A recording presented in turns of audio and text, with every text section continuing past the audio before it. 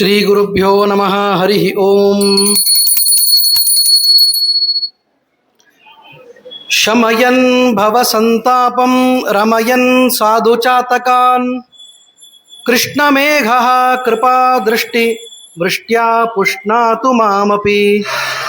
ಶ್ರೀಮದಾನಂದತೀರ್ಥಾರ್ಯ ಪಾದಪಂಕಜರೇಣವಃ ಪವಿತ್ರಯಂತು ಮಾಂ ನಿತ್ಯಂ ಪಾಪಪಾಟನ ಪಂಡಿತಾಃ. ಅಸ್ಮದ್ಗುರುಸಮಾರಂಭಾಂ ಟೀಕಾಕೃತ್ಪಾದಮಧ್ಯಮಾಂ ಶ್ರೀಮದಾಚಾರ್ಯಪರ್ಯಂತಾಂ ವಂದೇ ಗುರುಪರಂಪರಾಂ. ಆಪಾದಮೌಲಿಪರ್ಯಂತಂ ಗುರುಣಾಮಾಕೃತಿಂ ಸ್ಮರೇತ್ ತೇನ ವಿಘ್ನಾಃ ಪ್ರಣಶ್ಯಂತಿ ಸಿದ್ಧ್ಯಂತಿ ಚ ಮನೋರಥಾಃ. ಶ್ರೀ ಗುರುಭ್ಯೋ ನಮಃ. ಹರಿ ಓಂ. ಹರಿ ಓಂ. ಹರಿ ಓಂ. ವಂದೇ ವಂದಾರು ಮಂದಾರಂ ವೃಂದಾವನ ವಿನೋದಿನಂ ವೃಂದಾವನ ಕಲಾನಾಥಂ ಪುರುಷೋತ್ತಮಮದ್ಭುತಂ. ಶ್ರೀ ಗುರುಭ್ಯೋ ನಮಃ. ಹರಿ ಓಂ. ನಿನ್ನೆ ದಿವಸ ನಾವು ದೃಢಧನ್ವನ ಉಪಾಖ್ಯಾನವನ್ನು ನೋಡ್ತಾ ಇದ್ವಿ. ಯಾವ ರೀತಿಯಾಗಿ ದೃಢಧನ್ವ ಅನ್ನುವಂತಹ ರಾಜ ತಾನು ವಿಚಿತ್ರವಾದ ಸನ್ನಿವೇಶಕ್ಕೆ ಒಳಗಾಗಿ ಆ ಪ್ರಶ್ನೆಗಳನ್ನು ವಾಲ್ಮೀಕಿ ಋಷಿಗಳಿಗೆ ಕೇಳ್ತಾ ಇದ್ದಾನೆ. ನನಗೆ ಯಾವ ಒಂದು ಶಕುಂತ ಅಥವಾ ಗಿಳಿ ಶುಕ ಬಂದು ನನಗೆ ಉಪದೇಶ ಮಾಡ್ತಾ ಇದೆ, ಏನು ಆಶ್ಚರ್ಯ ಅಂತೆಲ್ಲ ಕೇಳಿದಾಗ ಆ ವಾಲ್ಮೀಕಿ ಋಷಿಗಳು ಪೂರ್ವಜನ್ಮದ ವೃತ್ತಾಂತವನ್ನೆಲ್ಲ ಸ್ಪಷ್ಟಪಡಿಸ್ತಾ ಇದ್ದಾರೆ. ಹೇಳ್ತಾರೆ, ಇದು ನೀ ಯಾರೂ ಬೇರೆ ಅಲ್ಲ, ನೀನು ಹಿಂದೆ ಸುದೇವನಾಗಿ ಹುಟ್ಟಿದಾಗ ನಿನಗೆ ಮಗನಾಗಿ ಹುಟ್ಟಿದ ಶುಕದೇವ ಅಂತ. ಆ ಶುಕದೇವನೇ ಈಗ ನಿನಗೆ ಜ್ಞಾಪಿಸ್ಲಿಕ್ಕೆ ಬಂದಿದ್ದಾನೆ. ಯಾಕೆ ಅಂದರೆ ಹೇಳಿದ್ದೆ ನಿನ್ನೆ, ಪುತ್ರ ಅಂತಂದರೆ ನರಕದಿಂದ ರಕ್ಷಣೆ ಮಾಡೋವನಿಗೆ ಪುತ್ರ ಅಂತ ಕರೀತಾರೆ. ಹೀಗಾಗಿ ಅವನು ಆ ಕಾಲಕ್ಕೆ ಅರ್ಥಾತ್ ಸುದೇವನಾಗಿ ಇದ್ದಾಗ ನರಕದಿಂದ ರಕ್ಷಣೆ ಮಾಡಿದ್ದಷ್ಟೇ ಅಲ್ಲ, ಮುಂದೆ ದೃಢಧನ್ವನಾಗಿ ಇದ್ದಾಗಲೂ ನರಕದಿಂದ ರಕ್ಷಣೆ ಮಾಡ್ತಾ ಇದ್ದಾನೆ. ಜ್ಞಾಪಿಸಿಕೊಡ್ತಾನೆ. ಎಲ್ಲ ಸೌಭಾಗ್ಯ ಇದ್ದರೂ ಕೂಡ ಭಗವದ್ಭಕ್ತಿ ಮತ್ತು ಪರಮಾತ್ಮನ ಚಿಂತನೆ ಉಪಾಸನೆ ಇಲ್ಲದೆ ಇದ್ದರೆ ಯಾವ ಪ್ರಯೋಜನವೂ ಇಲ್ಲ. ಆದ್ದರಿಂದ ನಿನಗಾಗಿ ನಿನ್ನ ಉದ್ಧಾರಕ್ಕಾಗಿ ನೀನೇನು ಮಾಡ್ಕೊಂಡಿದ್ದಿ ಅಂತ ಆ ಗಿಳಿ ಕೇಳ್ತಾ ಇದ್ದೆ. ಆ ಕಥೆಯನ್ನು ನೀನು ನೋಡಿದ್ವಿ. ಯಾರು ಏನು ಎಲ್ಲ ಸ್ಪಷ್ಟಪಡಿಸಿದ ಮೇಲೆ ಯಾವ ಕಾರಣಕ್ಕಾಗಿ ನನಗೆ ಇವತ್ತು ಇಷ್ಟು ಅನುಗ್ರಹ ಆಯಿತು ಅಂತ ಕೇಳಿದಾಗ ಅದಕ್ಕೆ ಪುರುಷೋತ್ತಮ ಮಾಸದ ಕಾರಣ ಅಂತೆಲ್ಲ ಹೇಳ್ತಾರೆ. ಮುಂದೆ ಆ ಪುರುಷೋತ್ತಮ ಮಾಸದ ಅರ್ಥಾತ್ ಅಧಿಕ ಮಾಸದ ಅದ್ಭುತವಾದ ಚರಿತ್ರೆಯನ್ನೆಲ್ಲ ಹೇಳಿ ಆ ಅಧಿಕ ಮಾಸದ ಮಹಾತ್ಮ್ಯವನ್ನು ಹೇಳ್ತಾ ಇದ್ದಾರೆ. ಅಲ್ಲಿ ಪುರುಷೋತ್ತಮ ಪೂಜಾ ವಿಧಿ ಅಂತ ಯಾವುದನ್ನು ಕರೀತಾರೆ, ಯಾವ ರೀತಿಯಾಗಿ ಆಚರಣೆ ಮಾಡಬೇಕು, ಎಲ್ಲ ಮಾಸದಲ್ಲೂ ಎಲ್ಲ ಒಂದೊಂದು ರೀತಿಯಾಗಿ ಹೇಳಿರ್ತಾರೆ. ಹಾಗೆ ಅಧಿಕ ಮಾಸದಲ್ಲಿ ಯಾವ ರೀತಿಯಾಗಿ ಆಚರಣೆ ಮಾಡಬೇಕು ಅನ್ನೋದನ್ನು ನಿನ್ನೆ ದಿವಸ ನಾವೆಲ್ಲ ಕೇಳಿದ್ದೀವಿ. ಪೂಜಾ ವಿಧಿಯನ್ನು ಬಹಳ ಸುಂದರವಾಗಿ ಅದರ ನಿರೂಪಣೆಯನ್ನು ಮಾಡಿದ್ದಾರೆ. ಅದನ್ನೇ ಮುಂದುವರಿಸ್ತಾ ಇದ್ದಾರೆ. ಹೇಳ್ತಾ ನೋಡಿ, ಅನಲೋತ್ತಾರಣಂ ಕೃತ್ವಾ ಪ್ರತಿಮಾಯಾಸ್ತತಃ ಪರಂ ಪ್ರಾಣ ಪ್ರತಿಷ್ಠಾಂ ಕುರ್ವೀತ ಹ್ಯನ್ಯಥಾ ಧಾತುರೇವ ಸಾ. ಪ್ರಾಣ ಪ್ರತಿಷ್ಠಾಂ ಕುರ್ವೀತ ತಸ್ಯಾಂ ದೇವಸ್ಯ ವೈಘರೆ ಅಕೃತಾಯಾಂ ಪ್ರತಿಷ್ಠಾಯಾಂ ಪ್ರಾಣಾನಾಂ ಪ್ರತಿಮಾಸು ಚ ಯಥಾ ಪೂರ್ವಂ ತಥಾ ಭಾಗಃ ಸ್ವರ್ಣಾದೀನಾಂ ನ ದೇವತಾ. ಒಂದು ಅದ್ಭುತವಾದ ವಿಷಯ ಹೇಳ್ತಾರೆ. ಏನಂತಂದರೆ, ಪುರುಷೋತ್ತಮ ಪೂಜಾ ವಿಧಿಯನ್ನು ಮಾಡುವಾಗ ರಾಧಾಕೃಷ್ಣನ ಸಮೇತವಾದ ಪ್ರತಿಮೆಯನ್ನು ಪ್ರತಿಷ್ಠಾಪನೆ ಮಾಡಬೇಕು. ಅಂದರೆ ನಾವು ಎಲ್ಲೋ ಅಂಗಡಿಯಿಂದ ಕೊಂಡು ತಂದು ಪೂಜೆ ಮಾಡ್ತಾ ಒಂದು ಪ್ರತಿಮೆಯನ್ನು ಇಟ್ಟುಕೊಂಡ್ರೆ ಅದು ಪೂಜಾರ್ಹವಾದ ಪ್ರತಿಮೆ ಅಂತ ಆಗೋದಿಲ್ಲ. ಯಾಕೆ ಅಂತಂದರೆ ಹೇಳ್ತಾರೆ, ಯಾವುದೇ ಒಂದು ಪ್ರತಿಮೆ ಬಂಗಾರದ ಮಾಡಿಸ್ರಿ ಬೇಕಾರೆ, ಅದಕ್ಕೆ ಪ್ರಾಣ ಪ್ರತಿಷ್ಠೆಯನ್ನು ಮಾಡದೇ ಇದ್ದರೆ ಅದು ಒಂದು ಬೊಂಬೆ ಇದ್ದಂತೆ, ಇನ್ನೇನೂ ಇಲ್ಲ ಅಂತ. ಅದಕ್ಕಾಗಿ ಹೇಳ್ತಾರೆ, ಪುರುಷೋತ್ತಮ ಮಾಸದಲ್ಲಿ ಮಾಡುವಾಗ ಮೊದಲು ಪ್ರಾಣ ಪ್ರತಿಷ್ಠೆಯನ್ನು ಮಾಡಿ ಅಲ್ಲಿ ಶ್ರೀಕೃಷ್ಣ ಪುರುಷೋತ್ತಮ ರೂಪಿಯಾದ ಕೃಷ್ಣ ಇದ್ದಾನಲ್ಲ ಗೋಲೋಕದಲ್ಲಿ, ಅವನನ್ನು ಅಲ್ಲಿ ಪ್ರತಿಷ್ಠಾಪನೆ ಮಾಡಬೇಕು. ಪ್ರತಿಷ್ಠಾಪನೆ ಮಾಡಿ ಪೂಜೆ ಮಾಡಬೇಕು. ಅಕೃತಾಯಾಮ್ ಪ್ರತಿಷ್ಠಾಯಾಮ್. ಒಂದು ವೇಳೆ ಹಾಗೆ ಮಾಡದೇ ಇದ್ದರೆ ಅದು ಬಂಗಾರದ್ದಾಗಿರಲಿ ಇನ್ಯಾವುದ್ರದ್ದಾಗಿರಲಿ ಕೇವಲ ಒಂದು ಲೋಹದ ತುಂಡು ಅಂತ ಅಂದ್ಬಿಟ್ಟು. ಹೀಗಾಗಿ ಪ್ರತಿಯೊಬ್ಬರು ಅರ್ಥ ಮಾಡ್ಕೋಬೇಕು, ನಮ್ಮ ಮನೆಯಲ್ಲಿ ಹೊಸ ಹೊಸ ಪ್ರತಿಮೆ ಬಂತು ಅಂತ ದೇವರು ಬಂದರು ಅಂತ ಅನ್ನಬಾರ್ದು. ಅದನ್ನು ತರಿಸಿದ ಮೇಲೆ ದೊಡ್ಡವರ ಹತ್ತಿರ ಅದರೊಳಗೆ ಪ್ರಾಣ ಪ್ರತಿಷ್ಠೆಯನ್ನು ಮಾಡಿಸ್ಬೇಕು. ನಮ್ಮ ಯೋಗ್ಯತೆ ಅಷ್ಟು ದೊಡ್ಡದಿಲ್ಲ ಅಂತ ತಿಳಿದು ಮಹಾನುಭಾವರ ಹತ್ರ ಪ್ರಾಣ ಪ್ರತಿಷ್ಠೆಯನ್ನು ಮಾಡಿಸಿದರೆ ಅಲ್ಲಿ ಭಗವಂತನ ಸನ್ನಿಧಾನ ಬರ್ತದೆ, ಇಲ್ಲಂದ್ರೆ ಬರುವುದಿಲ್ಲ. ಅದನ್ನು ಹೇಳ್ತಾ ಇದ್ದಾರೆ. ಶ್ರೀವತ್ಸ ವಕ್ಷಸಂ ಶಾಂತಂ ನೀಲೋತ್ಪಲ ದಲಚ್ಛವಿಂ ಶ್ರೀ ತ್ರಿಭಂಗ ಲಲಿತಂ ಧ್ಯಾಯೇತ್ ಸರಾಧಂ ಪುರುಷೋತ್ತಮಂ. ನಮಗೆ ಹೇಳ್ತಾರೆ ಸರಾಧಂ ಪುರುಷೋತ್ತಮಂ, ರಾಧಾಕೃಷ್ಣ ಯಾರಿದ್ದಾನೆ, ರಾಧಾ ಸಮೇತನಾದ ಕೃಷ್ಣ, ಅವನನ್ನು ಪೂಜೆ ಮಾಡಬೇಕು ಪುರುಷೋತ್ತಮ ಮಾಸದಲ್ಲಿ ಅಂತ ಹೇಳ್ತಾರೆ. ಅದನ್ನು ಬಹಳ ಸ್ಪೆಸಿಫಿಕ್ ಆಗಿ ಇಲ್ಲಿ ಹೇಳಿದ್ದಾರೆ. ಅದಾದ ಮೇಲೆ ಪೂಜೆಯ ಕ್ರಮ ಹೇಗೆ ಮಾಡಬೇಕು ಅಂತೆಲ್ಲ ಹೇಳ್ತಾರೆ. ಮೊದಲಿಗೆ ಹೇಳ್ತಾರೆ ಆಸನ, ಪಾದ್ಯ, ಅರ್ಘ್ಯ, ಆಚಮನ, ಪಂಚಾಮೃತ, ಸ್ನಾನ, ವಸ್ತ್ರ, ಧೂಪ, ದೀಪ, ನೈವೇದ್ಯ. ಈಗೇನು ನಾವು ಷೋಡಶೋಪಚಾರ ಪೂಜೆ ಅಂತ ಮಾಡ್ತೀವೋ ಅದೇ ಷೋಡಶೋಪಚಾರ ಪೂಜೆಯನ್ನು ಚೆನ್ನಾಗಿ ಪುರುಷೋತ್ತಮನಿಗೆ ಇಲ್ಲಿ ಕೊಟ್ಟಿರುವ ಮಂತ್ರಗಳಿಂದ ಮಾಡಬೇಕು. ಈ ಮಂತ್ರಗಳು ನಾರದೀಯ ಪುರಾಣದ ಮಂತ್ರಗಳು. ಆ ಪುರಾಣ ಮಂತ್ರಗಳನ್ನು ಬರ್ಕೊಂಡು ಅದನ್ನು ಇಟ್ಟುಕೊಂಡು ಆ ಮಂತ್ರಗಳಿಂದ ದೇವರ ಪೂಜೆಯನ್ನು ಮಾಡಬೇಕು ಅಂತ ಹೇಳ್ತಾರೆ. ಯಾಕೆಂದರೆ ಇದು ಹೇಳಿದ್ರಲ್ಲ, ದುರ್ಲಭವಾಗಿ ಲಭಿಸುವಂಥದ್ದು, 3 ವರ್ಷಕ್ಕೆ 33 ತಿಂಗಳಿಗೆ ಬರುವಂಥದ್ದು. ಇದು ಅದು ಬಂದಾಗ ಯಥಾಕಥಂ ಹೆಂಗಾಗತ್ತೋ ಆಗಲಿ, ಏನು ಇನ್ನೊಂದು ಮಾಸ ಎಕ್ಸ್ಟ್ರಾ ಅಂತ ಅಂದ್ಕೊಳ್ಬಾರ್ದು. ಇದು ಬಂದಿದ್ದನ್ನು ಸಾರ್ಥಕಗೊಳಿಸೋದಕ್ಕೆ ಇದೆಲ್ಲ ಮಾಡಬೇಕು ಅಂತ ಹೇಳ್ತಾ ಇದ್ದ. ಅದಾದ ಮೇಲೆ ಹೇಳ್ತಾರೆ ನೀರಾಜನ ಎಲ್ಲ ಮಾಡಿ ಭಗವಂತನಿಗೆ ಆರತಿಯನ್ನು ಮಾಡಿ ಎಲ್ಲ ಮಾಡ್ತೀರಿ. ಕೊನೆಗೆ ಒಂದು ಮಾತು ಹೇಳಬೇಕಂತೆ, ಯಸ್ಯ ಸ್ಮೃತ್ಯ ಚನಾಮೋಕ್ತ್ಯ ತಪಪೂಜಾ ಕ್ರಿಯಾದಿಶು ನ್ಯೂನಂ ಸಂಪೂರ್ಣತಾಂ ಯಾತು ಅಂತ ಕೇಳ್ಕೋಬೇಕಂತ. ಯಾತಿ ಅಥವಾ ಯಾತು ಸದ್ಯೋ ಒಂದೇ ತಮಚ್ಯುತಂ ವಿಧಾಯ ವಿಚರೇತ್ ಸುಖಂ ಅಂತ ಬರೀತಾರೆ. ನಾವು ಭಗವಂತನಿಗೆ ಏನು ಹೇಳಬೇಕಂದ್ರೆ, ಇಷ್ಟು ಪೂಜೆಯನ್ನು ಮಾಡಿದ್ದೀನಿ, ನನ್ನ ಶಕ್ತಿ ಎಷ್ಟು ಚೆನ್ನಾಗಿದೆ ನೋಡು ಅಂತ ಹೇಳಬಾರ್ದು. ಏನೋ ಮಾಡಿದ್ದೀನಿ, ಅತ್ಯಲ್ಪವಾದ ಭಕ್ತಿ ಶಕ್ತಿಗಳಿಂದ ಮಾಡಿದ ಪೂಜೆಯನ್ನು ಸ್ವೀಕಾರ ಮಾಡಿ ಅನುಗ್ರಹ ಮಾಡು ಅಂತ ಕೇಳಬೇಕಂತ. ಯಾಕೆಂದರೆ ನಾವು ಮಾಡೋದರಲ್ಲಿ ನ್ಯೂನ ಅನ್ನೋದು ಇದ್ದೇ ಇರ್ತದೆ, 100%. ಅದು ನಾವು ಮಾಡೋದು ಯೋಗ್ಯ ಅಂತ 100% ಆಗ್ಲಿಕ್ಕೆ ಶಕ್ಯನೇ ಇಲ್ಲ. ಅದರಲ್ಲಿ ಆಗುವ ನ್ಯೂನತೆಗಳನ್ನು ಭಗವಂತ ಕ್ಷಮಾ ಮಾಡಲಿ ಅಂತ ಮಾತ್ರ ಕೇಳಬೇಕು. ಇದು ಅಲ್ಲಿರುವಂತಹ ವಿಚಾರ. ಅಂದರೆ ಹೇಳಿದರು, ಇತಿ ಶ್ರೀ ಬೃಹನ್ನಾರದೀಯ ಪುರಾಣೆ ಪುರುಷೋತ್ತಮ ಮಾಹಾತ್ಮೆ ಶ್ರೀ ನಾರಾಯಣ ನಾರದ ಸಂವಾದೆ ದೃಢಧನ್ವ ಉಪಾಖ್ಯಾನೆ ಪುರುಷೋತ್ತಮ ಪೂಜನ ವಿಧಿ ನಾಮ ಏಕವಿಂಶೋಧ್ಯಾಯ. 21 ಅಧ್ಯಾಯ ಮುಗಿತಲ್ಲಿ. ಒಟ್ಟಾರೆ 31 ಅಧ್ಯಾಯ ಇರೋದು ಇದರೊಳಗೆ ನಾರದೀಯ ಪುರಾಣದಲ್ಲಿ. ಇನ್ನು ಬೇರೆ ಪುರಾಣದಲ್ಲೂ ಅನೇಕ ವಿಷಯಗಳು ಉಕ್ತವಾಗಿವೆ. ಅದನ್ನು ಯಥಾಶಕ್ತಿ ಯಥಾ ಅವಕಾಶ ನಾವು ನೋಡೋಣಂತೆ. 22ನೇ ಅಧ್ಯಾಯವನ್ನು ಆರಂಭ ಮಾಡ್ತಾರೆ. ಈ ಪುರುಷೋತ್ತಮ ವ್ರತ ಹೇಗೆ ಮಾಡಬೇಕು ಅದರ ವರ್ಣನೆಯನ್ನು ಹೇಳ್ತಾರೆ. ಬಹಳ ಚಂದಿದೆ. ಏನು ತಿನ್ನಬೇಕು ಏನು ತಿನ್ನಬಾರ್ದು, ಎಲ್ಲರ ಸಮಸ್ಯೆ ಅದೇ ಅಲ್ಲ. ಏನು ಮಾಡಬೇಕು ಏನು ಮಾಡಬಾರ್ದು, ಡೂಸ್ ಆ್ಯಂಡ್ ಡೋಂಟ್ಸ್ ಅಂತ ಇರ್ತಾನೆ. ಎಲ್ಲರಿಗೂ ಆ ಪ್ಲೇಬುಕ್ ಬೇಕು. ಏನಂದ್ರೆ ಏನು ಮಾಡಬೇಕು ಏನು ಮಾಡಬಾರ್ದು ಅದನ್ನು ಹೇಳ್ರಿ ಅಂತಂದು, ಬಾಕಿದೆಲ್ಲ ನಡೀತದೆ. ಅದು ಹಾಗೆ ಎಷ್ಟೋ ಜನ ಅದಕ್ಕಾಗೇ ಪ್ರವಚನಕ್ಕೂ ಬರ್ತಾರೆ. ಏನಂದರೆ ಮಾಡುವ ಆಚರಣೆಗೆ ಸಂಬಂಧಪಟ್ಟಂತೆ ವಿವರಗಳಿಗೆ ಸಿಕ್ಕರೆ ಸಾಕು ಅಂತ ಭಾಳ ಜನಕ್ಕೆ ಇರ್ತದೆ. ಇರಲಿ, ಅಡ್ಡಿ ಇಲ್ಲ. ಅದಾದರೂ ಆರಂಭದಲ್ಲಿ ಅದು ಯೋಗ್ಯನೇ. ನಾವು ಏನು ಮಾಡಬೇಕು ಅನ್ನೋದನ್ನು ಸರಿಯಾಗಿ ತಿಳಿಬೇಕು. ಹೇಳ್ತಾರೆ, ಮೊದಲನೇದ್ದು ಒಳ್ಳೆಯ ಪ್ರಶ್ನೆಯನ್ನು ಕೇಳೋದು ಕಲಿಬೇಕಂತ. ಯಾಕೆ ಅಂದರೆ ಬಹಳ ಜನಕ್ಕೆ ಒಳ್ಳೆಯ ಪ್ರಶ್ನೆ ಕೇಳಲಿಕ್ಕೆ ಬರೋದಿಲ್ಲ.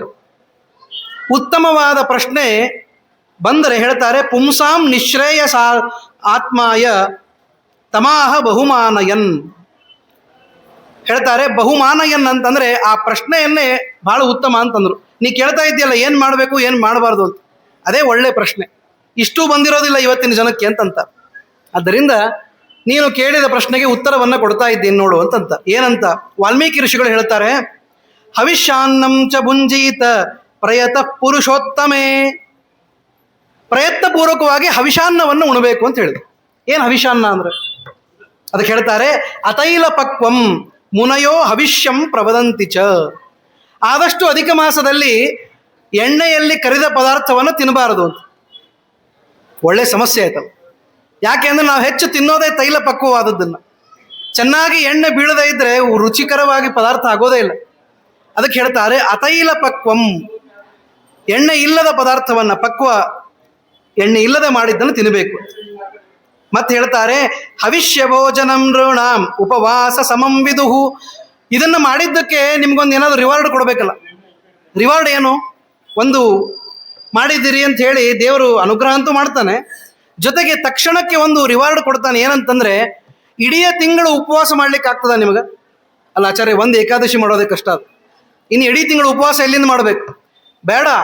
ನೀವು ಹವಿಷಾನ್ನವನ್ನು ಊಟ ಮಾಡಿದರೆ 1 ತಿಂಗಳ ಉಪವಾಸ ಮಾಡಿದ ಪುಣ್ಯಕ್ಕೆ ಸಮ ಅಂತ ಹೇಳಿ ಹೇಳ್ತಾರೆ ನೋಡ್ರಿ. ಬಹಳ ಕಷ್ಟ ಏನಿಲ್ಲ. ಆ್ಯಕ್ಚುಲಿ ಹೇಳಬೇಕು ಅಂದರೆ ಇದು ಒಳ್ಳೆ ಡಯಟೇ. ಜನ ಇದನ್ನು ಲೈಕ್ ಮಾಡ್ಬೇಕು ಇವತ್ತಿನ ಜನ.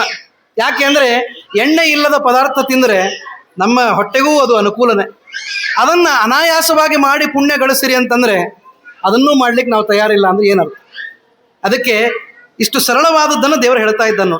ಹವಿಷ್ಯ ಭೋಜನಂ ನೃಣಾಂ ಉಪವಾಸ ಸಮಂ ವಿದುಹು ಹೇಳಿ. ಆಮೇಲೆ ಸರ್ವಾಮಿಷಾಣಿ ಮಾಂಸಂ ಚ ಕ್ಷೌದ್ರಂ ಸೌವೀರಕಂ ತಥಾ ರಾಜಮಾಷಾದಿಕಂ ಚೈವ ರಾಜಿಕಾ ಮಾದಕಂ ಯಥಾ. ಮೋಹಕವಾದ ಪದಾರ್ಥವನ್ನು ತಿನ್ನಬಾರ್ದು. ಮೋಹಕವಾದ ಪದಾರ್ಥ ಅಂದ್ರೆ ಏನು ಅಂದರೆ ಯಾವುದನ್ನು ತಿಂದರೆ ಮದ ಬರ್ತದೋ ಮದ, ಅದನ್ನು ತಿನ್ನಬಾರದು. ಮೊದಲನೇ ನಂಬರ್ ಯಾವುದು ಅಂದರೆ ಉದ್ದು ಅಂತ ಹೇಳಿ. ಇಡ್ಲಿ ದೋಸೆ ಎಲ್ಲ ಬಂದ್ ಮಾಡಬೇಕು. 1 ತಿಂಗಳು ಅಷ್ಟೇ, ಇನ್ನೇನು ಜಾಸ್ತಿ ದಿವಸ ಇಲ್ಲ. ಯಾಕೆ ಅಂದರೆ ಉದ್ದಿನ ಬೇಳೆ ಅದು ಮದ ತರುವಂತಹದ್ದು, ಮೋಹ ತರುವಂಥದ್ದು. ನೀವು ಬೆಳಗ್ಗೆ ನೋಡಿರ್ಬೇಕಾದ್ರೆ ರಾತ್ರಿ ತಿಂದು ಮಲಗಿದರೆ ಬೆಳಗ್ಗೆ ಎದ್ದ ಮೇಲೆ ದಿನ ಏಳುವಷ್ಟು ಸರಳವಾಗಿ ಎದ್ದೇಳಲಿಕ್ಕೆ ಆಗೋದಿಲ್ಲ. ಯಾಕೆ ಅಂದರೆ ಉದ್ದಿನಲ್ಲಿ ಆ ಗುಣ ಇದೆ. ಆದ್ದರಿಂದ ಆ ಮೋಹಕವಾದ ಪದಾರ್ಥವನ್ನು ತಿನ್ನಬಾರದು. ಎರಡನೇದ್ದು ಬಹಳ ಮಹತ್ವದ ಮಾತು ಹೇಳ್ತಾರೆ, ಭಾವದುಷ್ಟಂ ಕ್ರಿಯಾದುಷ್ಟಂ ಅಂತ. ಅಡಿಗೆ ಮಾಡಿದ್ದನ್ನು ಎಲ್ಲಿ ಬೇಕಲ್ಲಿ ಯಾಕೆ ತಿನ್ನಬಾರ್ದು ಹೇಳ್ರಿ? ರೋಡ್ ಸೈಡ್ ಯಾಕೆ ತಿನ್ನಬಾರ್ದು? ಪಾಪ ಅವ್ರಿಗೆ ಕಷ್ಟ ಆಗ್ತದೆ, ತಿನ್ಬೇಕಲ್ಲ. ಇಲ್ಲ, ಯಾಕೆ ಅಂದರೆ ಮಾಡುವವರ ಸ್ವಭಾವ ಏನಿದೆ ಅದು ಅಡಿಗೆಯಲ್ಲಿ ಬಂದಿರ್ತದೆ. ಮಾಡುವವನು ದುಃಖದಲ್ಲಿ ಮಾಡ್ತಾ ಇದ್ದಾನೆ ಅಡಿಗೆ ಅಂತ ಇಟ್ಕೊಳ್ರಿ, ಆ ಭೋಜನ ಅದನ್ನು ತಂದು ಕೊಡುತ್ತೆ, ದುಃಖವನ್ನು ತಂದು ಕೊಡುತ್ತೆ. ಮಾಡುವವನು ಈರ್ಷಾ ಅಸೂಯೆಗಳಿಂದ ಮಾಡ್ತಾ ಇದ್ದಾನೆ ಅಂದರೆ ಆ ದುಃಖ ನಮಗೆ ಬಂದು ಒದಗ್ತದೆ. ಹೀಗಾಗಿ ಮಾಡುವವರ ಯಾವ ವಿಚಾರ ಇದೆ ಅದು ಬಹಳ ಮಹತ್ವದ್ದು. ಅದಕ್ಕೆ ಹೇಳ್ತಾರೆ, ಯಾವ ರೀತಿಯಾದ ಊಟ ಮಾಡ್ತೀವೋ ಆ ರೀತಿಯಾದ ಬುದ್ಧಿ ನಮಗೆ ಬರ್ತದೆ. ಅದಕ್ಕೊಂದು ಉದಾಹರಣೆ ಕೊಡ್ತಾರೆ ನೋಡ್ರಿ. ಏನಂತಂದ್ರೆ, ದೀಪೋ ಭಕ್ಷಯತೆ ಧ್ವಾಂತಂ ಕಜ್ಜಲಂ ಚ ಪ್ರಸೂಯತೆ ಯದನ್ನಂ ಭಕ್ಷಯೇ ನಿತ್ಯಂ ಜಾಯತೆ ತಾದೃಶಿ ಪ್ರಜಾ. ನಮ್ಮ ಬುದ್ಧಿ ಹೇಗಾಗ್ತದೆ ಹೇಳ್ರಿ? ವಾಟ್ ಮೇಕ್ಸ್ ಅವರ್ ಮೈಂಡ್ ಅಂತ ಕೇಳಿದ್ರೆ, what we eat is what we are ಅಂತ. ಯಾಕೆ ಅಂತಂದ್ರೆ, ನಾವು ದೀಪ ನೋಡ್ರಿ, ದೀಪ ಉರಿದ ಮೇಲೆ ಇಲ್ಲಿ ಕಪ್ಪಾಗಿರ್ತದೆ. ಯಾಕೆ ಕಪ್ಪಾಗಿರ್ತದೆ? ಯಾಕೆ ಅಂದರೆ ಅದು ತಿನ್ನೋದನ್ನೇ ಕತ್ತಲೆಯನ್ನು ತಿಂತದೆ. ದೀಪ ಬೆಳಕು ಕೊಡಬೇಕಾದ್ರೆ ಕತ್ತಲೆಯನ್ನು ನುಂಗಿ ಅದು ಬೆಳಕು ಕೊಡುತ್ತದೆ, ಅದಕ್ಕಾಗಿ ಅದು ಕಪ್ಪಾಗಿರ್ತದೆ. ಹಾಗೆ ನಾವು ತಿನ್ನುವ ಪದಾರ್ಥ ಶುದ್ಧವಾಗಿಲ್ಲ, ಕಪ್ಪಾದ ಪದಾರ್ಥ ಇತ್ತು. ಕಪ್ಪು ಅಂದರೆ ಶುದ್ಧವಲ್ಲದ್ದು ಅಂತ ಅರ್ಥ. ಅಂತಹ ಪದಾರ್ಥವನ್ನು ನಾವು ಭಕ್ಷಣೆ ಮಾಡಿದರೆ ನಮಗೆ ಬರೋ ಬುದ್ಧಿನೂ ಅಂಥದ್ದೇ ಇರ್ತದೆ. ಹೀಗಾಗಿ ಜನ ಅದಕ್ಕೆ ಹೇಳ್ತಾರೆ ಹಿರಿಯರು, we are what we eat ಅಂತ. ನಾವು ಏನು ತಿಂತೀವೋ ಅದು ಆಗ್ತೀವಿ. ಅದಕ್ಕಾಗಿ ನೋಡಿಕೊಂಡು ಭಾವದುಷ್ಟವಾಗದ, ಕ್ರಿಯಾದುಷ್ಟವಾಗದ ಊಟವನ್ನು ಮಾಡಬೇಕು ಅಂತ ಹೇಳಿ. ಮತ್ತೆ 1 ತಿಂಗಳು ಆದಷ್ಟು ಪರಾನ್ನವನ್ನು ಊಟ ಮಾಡಬಾರ್ದು. ಪರಾನ್ನಂ ಚ ಪರದ್ರೋಹಂ ಪರದಾರಾಗಮಂ ತಥಾ ತೀರ್ಥಂ ವಿನಾ ಪ್ರಯಾಣಂ ಚ ಪರದೇಶಂ ಪರಿತ್ಯಜೇತ್. ನಿಮ್ಮ ಊರು ಬಿಟ್ಟು ಬೇರೆ ಕಡೆ ಹೋಗಬೇಡ್ರಿ ಆದಷ್ಟು ತೀರ್ಥಯಾತ್ರೆಗೆ ಅಂತ. ಯಾಕೆ ಅಂದರೆ ಇದ್ದಲ್ಲೇ ವಾಸ ಮಾಡಿ 1 ತಿಂಗಳು ವ್ರತ ಇರಬೇಕು. ಇದು ಒಂದು. ಎರಡನೇದ್ದು, ಇನ್ನೊಬ್ಬರ ಮನೆಯ ಊಟವನ್ನು ಈ 1 ತಿಂಗಳು ಮಾಡದೇ ಇದ್ರೆ ಒಳ್ಳೆಯದು. ಯಾಕೆ ಅಂದರೆ ಅದೊಂದು ವ್ರತ. ನಮಗೆ ಅದೇ ಕಷ್ಟ. ನಮಗೆ ದಿನ ಬೆಳಗಾದ್ರೆ ಎಲ್ಲಾದರೂ ಒಂದು ಕಡೆ ಊಟಕ್ಕೆ ಕರೀತಾರೆ, ಅಲ್ಲಿ ಊಟಕ್ಕೆ ಹೋಗಬೇಕು ಅಂತ ನಾವು ಅಪೇಕ್ಷೆ ಪಡ್ತೀವಿ. ಹಾಗಲ್ಲ. ಅದಕ್ಕೆ ಹೇಳ್ತಾರೆ, ಯಾವುದು ಸರಳ ಇಲ್ಲ, ಅನಾಯಾಸ ಇಲ್ಲ, ಅದಕ್ಕೆ ಪುಣ್ಯ ಹೆಚ್ಚು.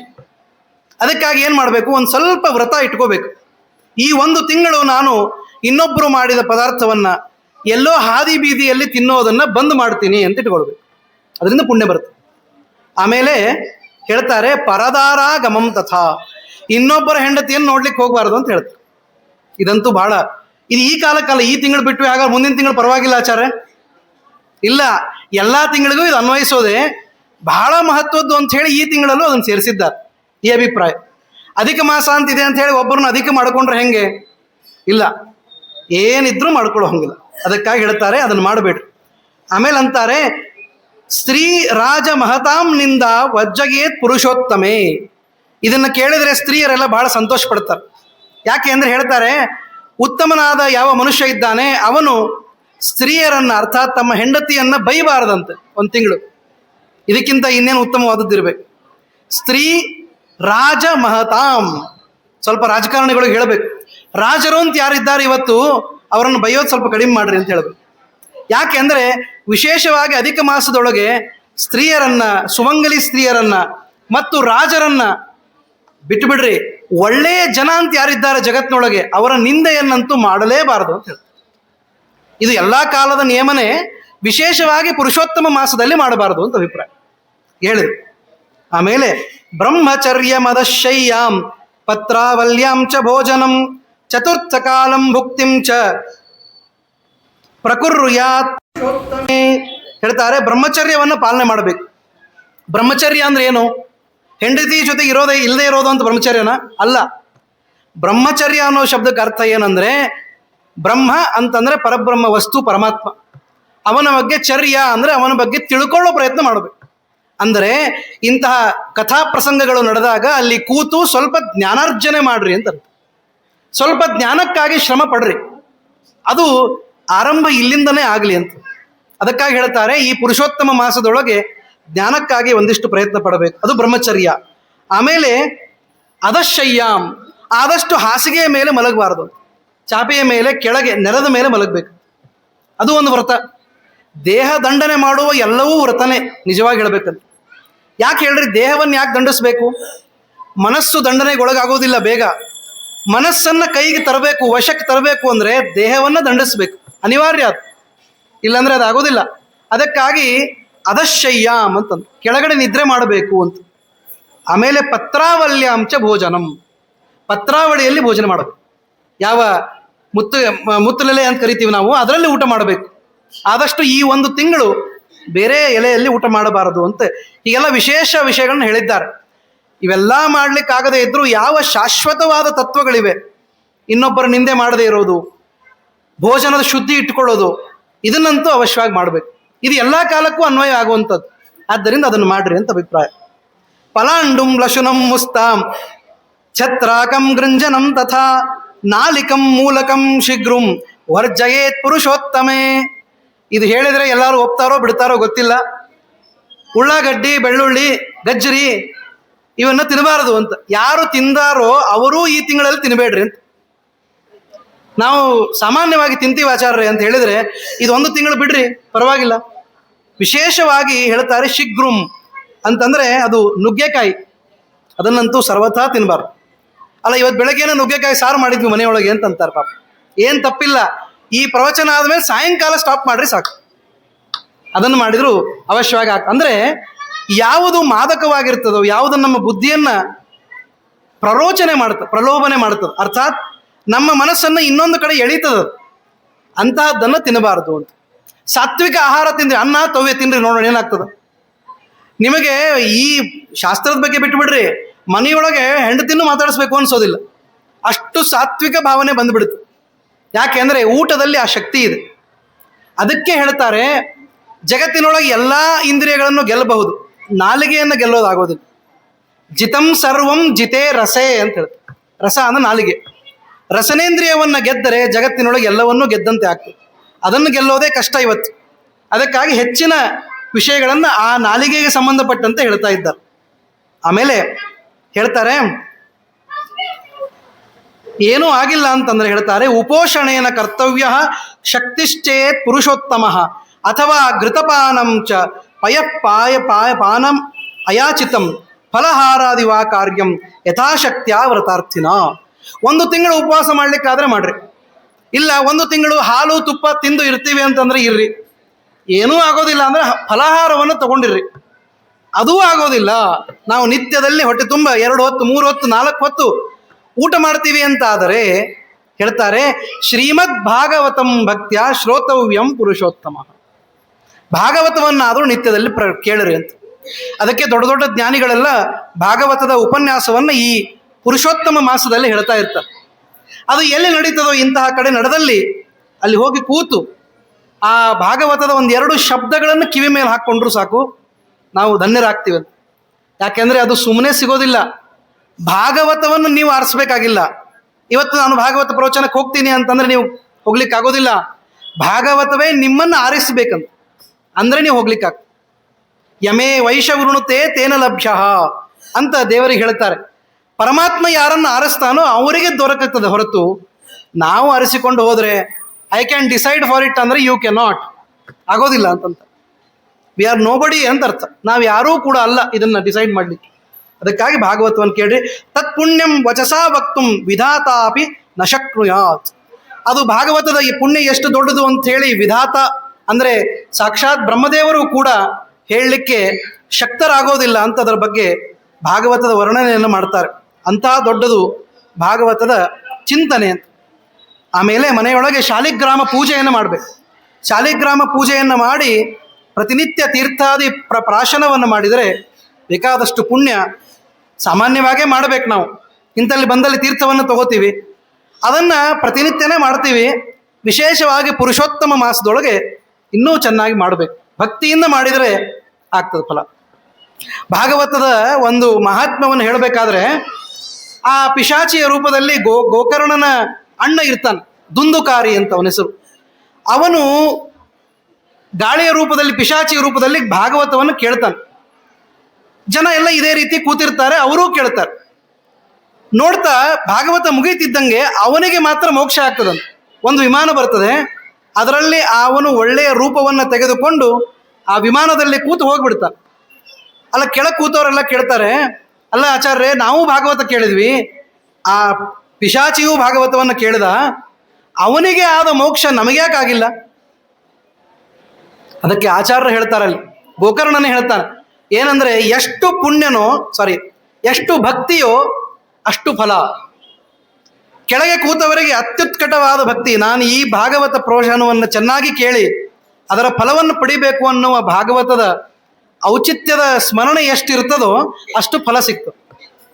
ಅದು ಹೇಳ್ತಾರಲ್ಲ, ಎಷ್ಟು ಓರಿಯೆಂಟೇಷನ್ ಇರ್ತದೋ ಅಷ್ಟು ನಮಗೆ ಫಲ ಸಿಗ್ತದೆ, ಎಷ್ಟು ಸೀರಿಯಸ್ನೆಸ್ ಇರ್ತದೋ ಅಷ್ಟು ಫಲ ಇರ್ತದೆ. ಅವನಿಗೇನಾಗಿತ್ತು ಅಂದರೆ ಪಿಶಾಚಿ ಆಗಿದ್ದ, ಅದರಿಂದ ಮುಕ್ತಿ ಆಗಲೇಬೇಕಾಗಿತ್ತು. ಆ ಉತ್ಕಟವಾದ ಇಚ್ಛೆ ಇದ್ದದ್ದರಿಂದ ಅವನು ಮುಕ್ತನಾದ. ನಮಗೇನು ಅಡ್ಡಿ ಇಲ್ಲ, ಇವತ್ತೊಂದು ದಿವಸ ಏನೋ ಬಂದಿದ್ದೀವಿ, 10 ನಿಮಿಷ ಕೂತು ಹೋದ್ರಾಯ್ತು ಅಂತ ನಾವು ಕೂತಿರ್ತೀವಿ. ಆದ್ದರಿಂದ ನಮಗೆ ಆ ಫಲ ಪೂರ್ಣ ಸಿಗೋದಿಲ್ಲ. ಹೀಗಾಗಿ ಹೇಳಲಿಕ್ಕೆ ಬಂದ ತಾತ್ಪರ್ಯ ಏನು ಅಂದರೆ, ಭಕ್ತಿ ಅನ್ನೋದು ಎಲ್ಲಕ್ಕಿಂತ ದೊಡ್ಡದು. ನಾವು ಶ್ರವಣ ಮಾಡಲಿ, ದೇವರ ಅರ್ಚನೆ ಮಾಡಲಿ, ಪೂಜೆ ಮಾಡಲಿ, ಸ್ಮರಣೆ ಮಾಡಲಿ, ಎಲ್ಲದರೊಳಗೂ ನಾವು ಮಾಡಿದ್ದನ್ನು ಮಾತ್ರ ಜನ ನೋಡ್ತಾರೆ. ನಮ್ಮ ಮನಸ್ಸಿನೊಳಗಿನ ಭಕ್ತಿಯನ್ನು ದೇವರು ನೋಡ್ತಾ. ಇಂಗ್ಲೀಷ್ನೊಳಗೆ ಒಂದು ಮಾತಿದೆ, man weighs deeds, God weighs intentions ಅಂತ. ಮನುಷ್ಯ ಮಾಡಿದ ಕೆಲಸಗಳನ್ನು ಮಾತ್ರ ನೋಡಿ ಭಲೆ ಭಲೆ ಅಂತಾನೆ, ಎಷ್ಟು ಮಾಡ್ತಾರ್ರಿ ಅವರು ಪಾಪ ಅಂತ. ಅವನ ಮನಸ್ಸಿನೊಳಗೆ ಅದೇ ಭಾವನೆ ಇರಬೇಕಲ್ಲ. ದೇವರು ಒಳಗಿನ ಇಂಟೆನ್ಷನ್ ನೋಡ್ತಾನಂತ. ಆದ್ದರಿಂದ ಭಗವಂತನ ಮುಂದೆ ನಾವು ಯಾವುದನ್ನು ಮುಚ್ಚಿಡ್ಲಿಕ್ಕೆ ಆಗೋದಿಲ್ಲ. ಭಕ್ತಿ ಒಂದೇ ಅದಕ್ಕೆ ಸಾಧನ. ಭಕ್ತರ್ಥಾನ್ ನಖಿಲಾಂಗ್ನೈವ ಭಕ್ತಿರ್ ಮೋಕ್ಷಾಯ ಕೇವಲ. ಜಗತ್ತಿನೊಳಗೆ ಏನು ಸಾಧನೆ ಮಾಡಿದರೂ ಭಕ್ತಿಯನ್ನು ಗಳಿಸಲಿಕ್ಕೆ ಮಾಡೋದು. ಯಾಕಂದರೆ ಭಕ್ತಿ ಒಂದೇ ಪರ್ಮನೆಂಟ್ ಸಾಧನೆ ಮೋಕ್ಷಕ್ಕೆ. ಅದಕ್ಕಾಗಿ ಹೇಳ್ತಾ ಇದ್ದಾರೆ ಮುಂದೆ, ದುಸ್ವಪ್ನ ಚೈವ ದಾರಿದ್ರ್ಯಂ ದುಷ್ಕೃತಂ ತ್ರಿವಿಧಂ ಚಯತ್ ತತ್ಸರ್ವಂ ವಿಲಯಂ ಯಾಂತಿ ಕೃತೇ ಶ್ರೀ ಪುರುಷೋತ್ತಮೇ. ಹೇಳ್ತಾರೆ, ಒಂದು ವೇಳೆ ನಿಮಗೇನಾದರೂ ದುಸ್ವಪ್ನ ಬರ್ತಾ ಇತ್ತು, ದಾರಿದ್ರ್ಯ ಬರ್ತಾ ಇತ್ತು, ಮನೆಯೊಳಗೆ ಏನೋ ದುಃಖದ ಅಲ್ಲ ದುಡ್ಡಿನ ಸಮಸ್ಯೆ ಇದೆ, ಯಾವುದೋ ಒಂದಷ್ಟು ಕೆಲಸ ಆಗಬೇಕು ಆಗ್ತಾ ಇಲ್ಲ, ಏನೇನೋ ಸಮಸ್ಯೆಗಳು, ಅಂಥವರು ಏನು ಮಾಡಬೇಕು ಅಂದರೆ, ಒಂದು ಸಲ ದೇವರ ಮುಂದೆ ನಿಂತು ಶ್ರೀಕೃಷ್ಣನ ಇನ್ನೊಂದು ಪ್ರತಿಮೆಯಂತೆ ಇರುವ ಈ ಅಧಿಕ ಮಾಸದ ಪುರುಷೋತ್ತಮ ಮಾಸದ ಸ್ಮರಣೆಯನ್ನು ಮಾಡಿದರೆ ಸಾಕಂತ. ಈ ಮಾಸದಲ್ಲಿ ಉತ್ತಮವಾದ ಕೆಲಸ ಮಾಡ್ತೀನಿ, ಏನೂ ಆಗೋದಿಲ್ಲ ಅಂದರೆ ದೇವರ ನಾಮಸ್ಮರಣೆ ಮಾಡ್ತೀನಿ ಅಂತ ಹೇಳಿದರೂ ಸಾಕು, ಪುಣ್ಯ ಬರ್ತದೆ. ಹಾಗೆ ಇದರ ಮಹತ್ವವನ್ನು ಹೇಳಿದ್ದಾರೆ. ತತ್ಸರ್ವಂ ವಿಲಯಂ ಯಾಂತಿ ಕೃತೇ ಶ್ರೀ ಪುರುಷೋತ್ತಮೆ. ಈ ಪುರುಷೋತ್ತಮ ಮಾಸದ ಯಾವುದೋ ಒಂದು ವ್ರತ ಗಟ್ಟಿಯಾಗಿ ಮಾಡಿದರೆ ಎಲ್ಲ ಫಲಗಳು ದೊರೀತವೆ ಅಂತ ಹೇಳ್ತಾರೆ. ಆಮೇಲೆ ಹೇಳ್ತಾರೆ, ಪುರುಷೋತ್ತಮ ಸೇವಾಯಾಮ್ ನಿಶ್ಚಲಂ ಹರಿಸೇವಕಂ ವಿಘ್ನಾದ್ ರಕ್ಷಂತಿ ಶಕ್ರಾದ್ಯ ಪುರುಷೋತ್ತಮ ತುಷ್ಟಯೇ. ಇನ್ನು ನಾವು ಪೂಜೆ ಮಾಡ್ತಾ ಇರ್ತೀವಿ ಆಚಾರ್ಯ, ಯಾರೋ ಬಂದು ವಿಘ್ನ ಮಾಡ್ತಾರೆ, ಅಂಥದ್ದು ಇರ್ತದಲ್ಲ. ಜಗತ್ತಿನೊಳಗೆ ಎಷ್ಟೋ ಸಲ ಜನ, ನೀವು ಕಷ್ಟಪಟ್ಟರೆ ದುಃಖ ಪಡ್ತಾರೆ, ನೀವು ಸುಖ ಪಟ್ಟರೆ ಇನ್ನೂ ದುಃಖ ಪಡ್ತಾರೆ ಜನ. ಅಂಥವರು ಇರ್ತಾರೆ ಕೆಲವು. ಅವರು ನೀವು ಏನಾದರೂ ಒಳ್ಳೆಯ ವ್ರತವನ್ನು ಮಾಡ್ತಾ ಇದ್ದೀರಿ ಅಂದರೆ ವಿಘ್ನ ಮಾಡಿದ್ರೆ ಏನು ಮಾಡೋದು? ವಿಘ್ನಕರ್ತ ಭಾಳ ಮಂದಿ ಇದ್ದಾರೆ ಜಗತ್ತಿನೋಡು. ವಿಘ್ನವನ್ನು ಕಳೆಯೋರು ಯಾರು ಅಂದರೆ ಅದಕ್ಕೆ ಹೇಳ್ತಾರೆ, ಪುರುಷೋತ್ತಮ ಮಾಸಕ್ಕೆ ನೀವು ಸಂಕಲ್ಪ ಮಾಡ್ರಿ, ಬೇರೆ ದೇವತೆಗಳು ಯಾರಿದ್ದಾರೆ, ಇಂದ್ರ ಚಂದ್ರ ಮೊದಲಾದ ದೇವತೆಗಳು ನಿಂತು ನಿಮ್ಮನ್ನು ಕಾಯ್ತಾರಂತೆ, ನಿಮ್ಮ ಮನೆ ಬಾಗಿಲು ಕಾಯ್ತಾರೆ. ಇವ ಹುಡುಗ ಪಾಪ ಪುರುಷೋತ್ತಮ ಶ್ರೀಕೃಷ್ಣನ ಚಿಂತನೆಯನ್ನು ಮಾಡ್ತಾ ಇದ್ದಾನೆ, ಇವನಿಗಾಗಿ ನಾವು ಇವನ ವ್ರತವನ್ನು ಉಳಿಸಬೇಕು ಅಂತ ಅವರೇ ಇಚ್ಛೆ ಪಡ್ತಾರೆ. ಅಂದರೆ you start it, we will close it ಅಂತ. ನೀವು ಬರೇ ಸಂಕಲ್ಪ ಮಾಡ್ರಿ, ಅದನ್ನು ಮಾಡಿಸುವ ಜವಾಬ್ದಾರಿ ದೇವತೆಗಳಿಗಿದೆ. ಅದಕ್ಕಾಗಿ ಶಾಸ್ತ್ರದಲ್ಲಿ ಹೇಳ್ತಾರೆ, ಸಂಕಲ್ಪ ಮಾತ್ರ ಸಕಲೋಪಿ ಸಸ್ಯಾತ್. ಕೇವಲ ಸಂಕಲ್ಪ ಮಾಡಿದರೆ ಸಾಕು, ದೇವರು ವಿಶೇಷವಾದ ಅನುಗ್ರಹ ಮಾಡ್ತಾನೆ. ಇದಕ್ಕಿಂತ ಇನ್ನೇನು ಹೇಳಬೇಕು? ಇಷ್ಟು ಅನುಕೂಲವನ್ನು ಯಾವ ವ್ರತದಲ್ಲಿ ಯಾರು ಮಾಡಿಕೊಟ್ಟಿದ್ದಾರೆ ನೀವೇ ಹೇಳಿ. ಈ ಪ್ರಸಂಗದಲ್ಲಿ ಅದು ಅವಕಾಶ ಇದೆ, ಅದಕ್ಕಾಗಿ ಮಾಡಬೇಕು. ಅದನ್ನು ಹೇಳ್ತಾರೆ. ಇತಿಶ್ರೀ ಬೃಹನ್ನಾರದೀಯ ಪುರಾಣೆ ಪುರುಷೋತ್ತಮ ಮಾಹಾತ್ಮೆ ಶ್ರೀ ನಾರಾಯಣ ನಾರದ ಸಂವಾದೆ ದೃಢಧನ್ವೋಪಾಖ್ಯಾನೆ ಪುರುಷೋತ್ತಮ ವ್ರತ ನಿಯಮ ಕಥನಂ ನಾಮ 22 22 ಅಧ್ಯಾಯ ಆಯಿತು. ಮುಂದೆ 23ನೇ ಅಧ್ಯಾಯ ಬಹಳ ಸ್ವಾರಸ್ಯವಾದದ್ದು. ಇದರಲ್ಲಿ ಒಂದು ಕಥೆ ಇದೆ, ಅದನ್ನು ನಾವು ಅವಶ್ಯವಾಗಿ ಕೇಳಬೇಕು. ಹಿಂದೆ ದೀಪದಾನದ ಮಹತ್ವವನ್ನು ಇಲ್ಲಿ ಹೇಳ್ತಾರೆ. ಹಿಂದೆ ಏನಾಗಿತ್ತು ಅಂದರೆ, ಸೌಭಾಗ್ಯನಗರೇ ರಾಜ ಚಿತ್ರಬಾಹುರಿತಿ ಶ್ರುತಃ ಸತ್ಯಸಂಧೋ ಮಹಾಪ್ರಾಜ್ಞ ಚ ಆಸೀತ್ ಶೂರತರಃ ಪರಃ. ಕೇಳಿದ್ರು, ಈ ಪುರುಷೋತ್ತಮ ಮಾಸದೊಳಗೆ ದೀಪದಾನ ಮಾಡಬೇಕು ಅಂತಿದೆ. ದೀಪವನ್ನು ದೇವರ ಮುಂದೆ ಹಚ್ಚೋದು, ಇನ್ನೊಬ್ಬರಿಗೆ ದೀಪದಾನವನ್ನು ಮಾಡೋದು, ಇದರ ಮಹತ್ವವನ್ನು ಹೇಳ್ರಿ ಅಂತ ಕೇಳಿದರು. ಆವಾಗ ವಾಲ್ಮೀಕಿ ಋಷಿಗಳು ಅದರ ಅಭಿಪ್ರಾಯವನ್ನು ಹೇಳ್ತಾ ಇದ್ದಾರೆ. ಹಿಂದೆ ಒಬ್ಬ ರಾಜ ಇದ್ದಂತೆ. ಅವನ ಹೆಸರು ಚಿತ್ರಬಾಹು ಅಂತ ಅವನ ರಾಜನ ಹೆಸರು. ಚಿತ್ರಬಾಹು ರಾಜ ಸೌಭಾಗ್ಯನಗರದಲ್ಲಿ ಇದ್ದಾನೆ. ಭಾಗ್ಯನಗರ ಅಂದರೆ ಇವತ್ತಿನ ಹೈದರಾಬಾದ್ ಅಂತಲ್ಲ, ಅದೇ ಇರಬೇಕು. ಸೌಭಾಗ್ಯನಗರ ಅಂತ ಕರೆದಿದ್ದಾರೆ.